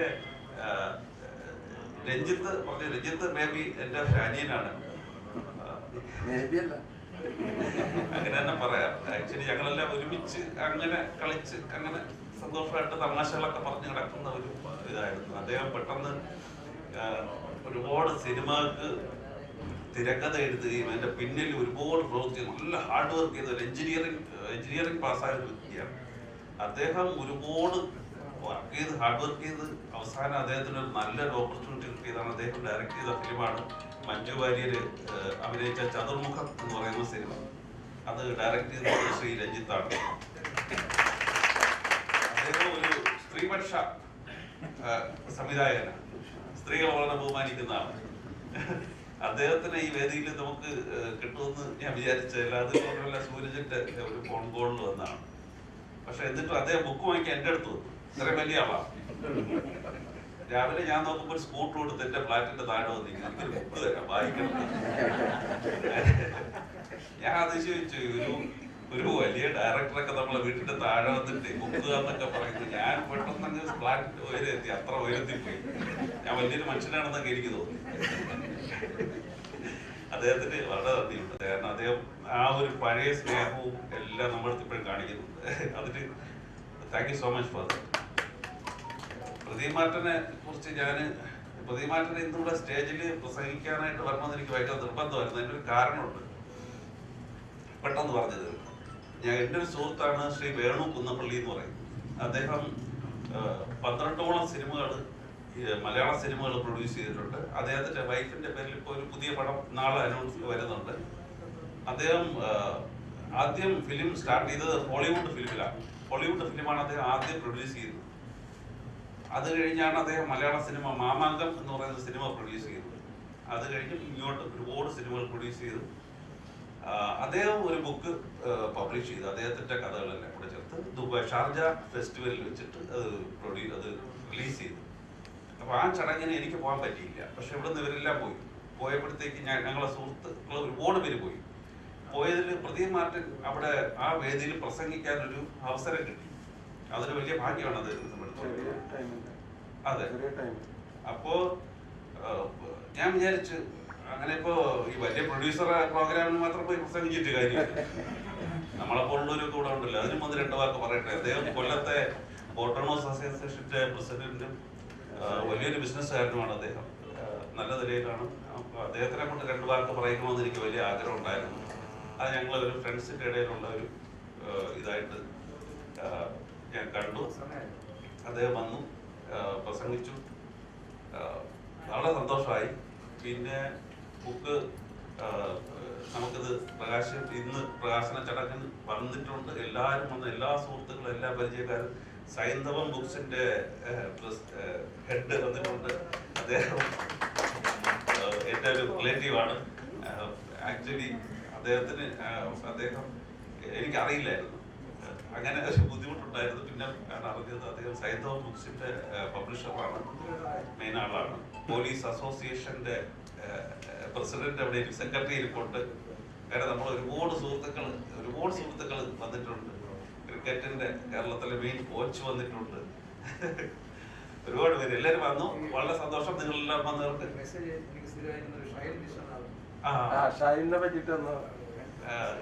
വിനോദ് സാറിന്റെ കൂടെ പഠിച്ച കൂടെ പഠിച്ച സുഹൃത്താണ് ഷൈൻ ബി എന്നാണ്, ഞങ്ങളൂടെ പഠിച്ചതാണ്.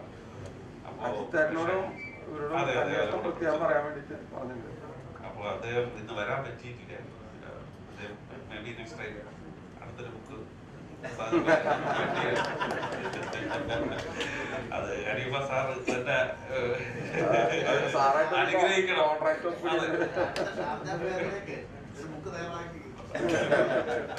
എല്ലാ ദൈവത്തിന്റെ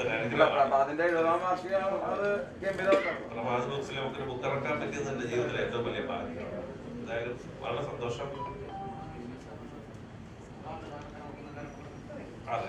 അതെ, വിനോദ് സാറിന്റെ ഒരു ഫംഗ്ഷൻ താഴെ നടപ്പുണ്ട്. ഇത് കഴിഞ്ഞാലുള്ളത് തന്നെ അതിൽ നമുക്ക് എല്ലാവർക്കും കഴിയുന്നവരെല്ലാം ഒന്ന് പങ്കെടുക്കണം. ഒരു കാര്യം പറയാൻ പറഞ്ഞ സത്യമാണ്. പണ്ട് ഞങ്ങൾ ക്രിക്കറ്റ് കളിച്ചുകൊണ്ടിരിക്കുന്നുണ്ട്. ഞങ്ങളൊരു ക്രിക്കറ്റ് ടീമുണ്ട്, കരമന ക്രിക്കറ്റ് റിക്രിയേഷൻ ക്ലബ്ബ് എന്ന് പറഞ്ഞിട്ട്. അതിന്റെ പ്രതിനിധികൾ ഒരുപാട് പേര് വന്നിട്ടുണ്ട്. ഒരുപാട് വലിയ കളിക്കാർ, ഇന്നത്തെ കേരള ടീമിന്റെ മെയിൻ കോച്ച് ഒക്കെ അവിടുന്ന് വന്നിട്ടുള്ളവരാണ്.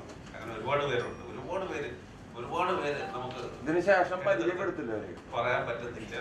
ഈവൻ ഷാർജയില് ഇന്നലെ പോകേണ്ടിയിരുന്ന ശർമ്മ സാർ വന്നിട്ടുണ്ട്. അദ്ദേഹം എയർ ട്രാവൽ സർവീസസിന്റെ ഒരു റീജിയന്റെ തന്നെ ഹെഡാണ്. അദ്ദേഹം അക്കൗണ്ട്സിന്റെ ഹെഡാണ്. അവരൊക്കെ നമ്മളോടുള്ള ഒരു സ്നേഹം കൊണ്ട് വന്നതാണ്. നല്ല മനസ്സുകളാണ്. എല്ലാവർക്കും നന്ദി. വന്നവർക്കെല്ലാം നന്ദി. പ്രത്യേകിച്ച് നമ്മുടെ ഈ സ്റ്റേജിലുള്ള ഇതിനു വേണ്ടി വന്ന് അനുഗ്രഹിച്ച എല്ലാവർക്കും, മാഡത്തിന് എല്ലാവർക്കും നന്ദിയുണ്ട്. Thank you so much. Thank you. ചടങ്ങ് ഏതാണ്ട് അവസാനിച്ചു. നമ്മുടെ പ്രഭാത് ബുക്ക് ഹൗസിന്റെ ചെയർമാൻ സഖാവ് സി ദിവാകരൻ ഇവിടെ നിന്ന് അധ്യക്ഷനായിട്ട് വരാമെന്ന് ഏറ്റിരുന്നതാണ്. പക്ഷേ അദ്ദേഹത്തിന് നമ്മുടെ പാർട്ടിയുടെ ഒരു അത്യാവശ്യ പരിപാടി ഉള്ളതുകൊണ്ടാണ് ഇവിടെ വരാതിരുന്നത്. അപ്പൊ അദ്ദേഹത്തിന്റെ എല്ലാ അഭിവാദ്യങ്ങളും നിങ്ങളെ അറിയിക്കുകയാണ്. ഈ ചടങ്ങ് മനോഹരമാക്കി തീർത്ത എല്ലാവർക്കും പ്രഭാത് ബുക്ക് ഹൗസിന്റെ അഭിവാദ്യങ്ങൾ. നന്ദി. ചടങ്ങ് അവസാനിച്ചു.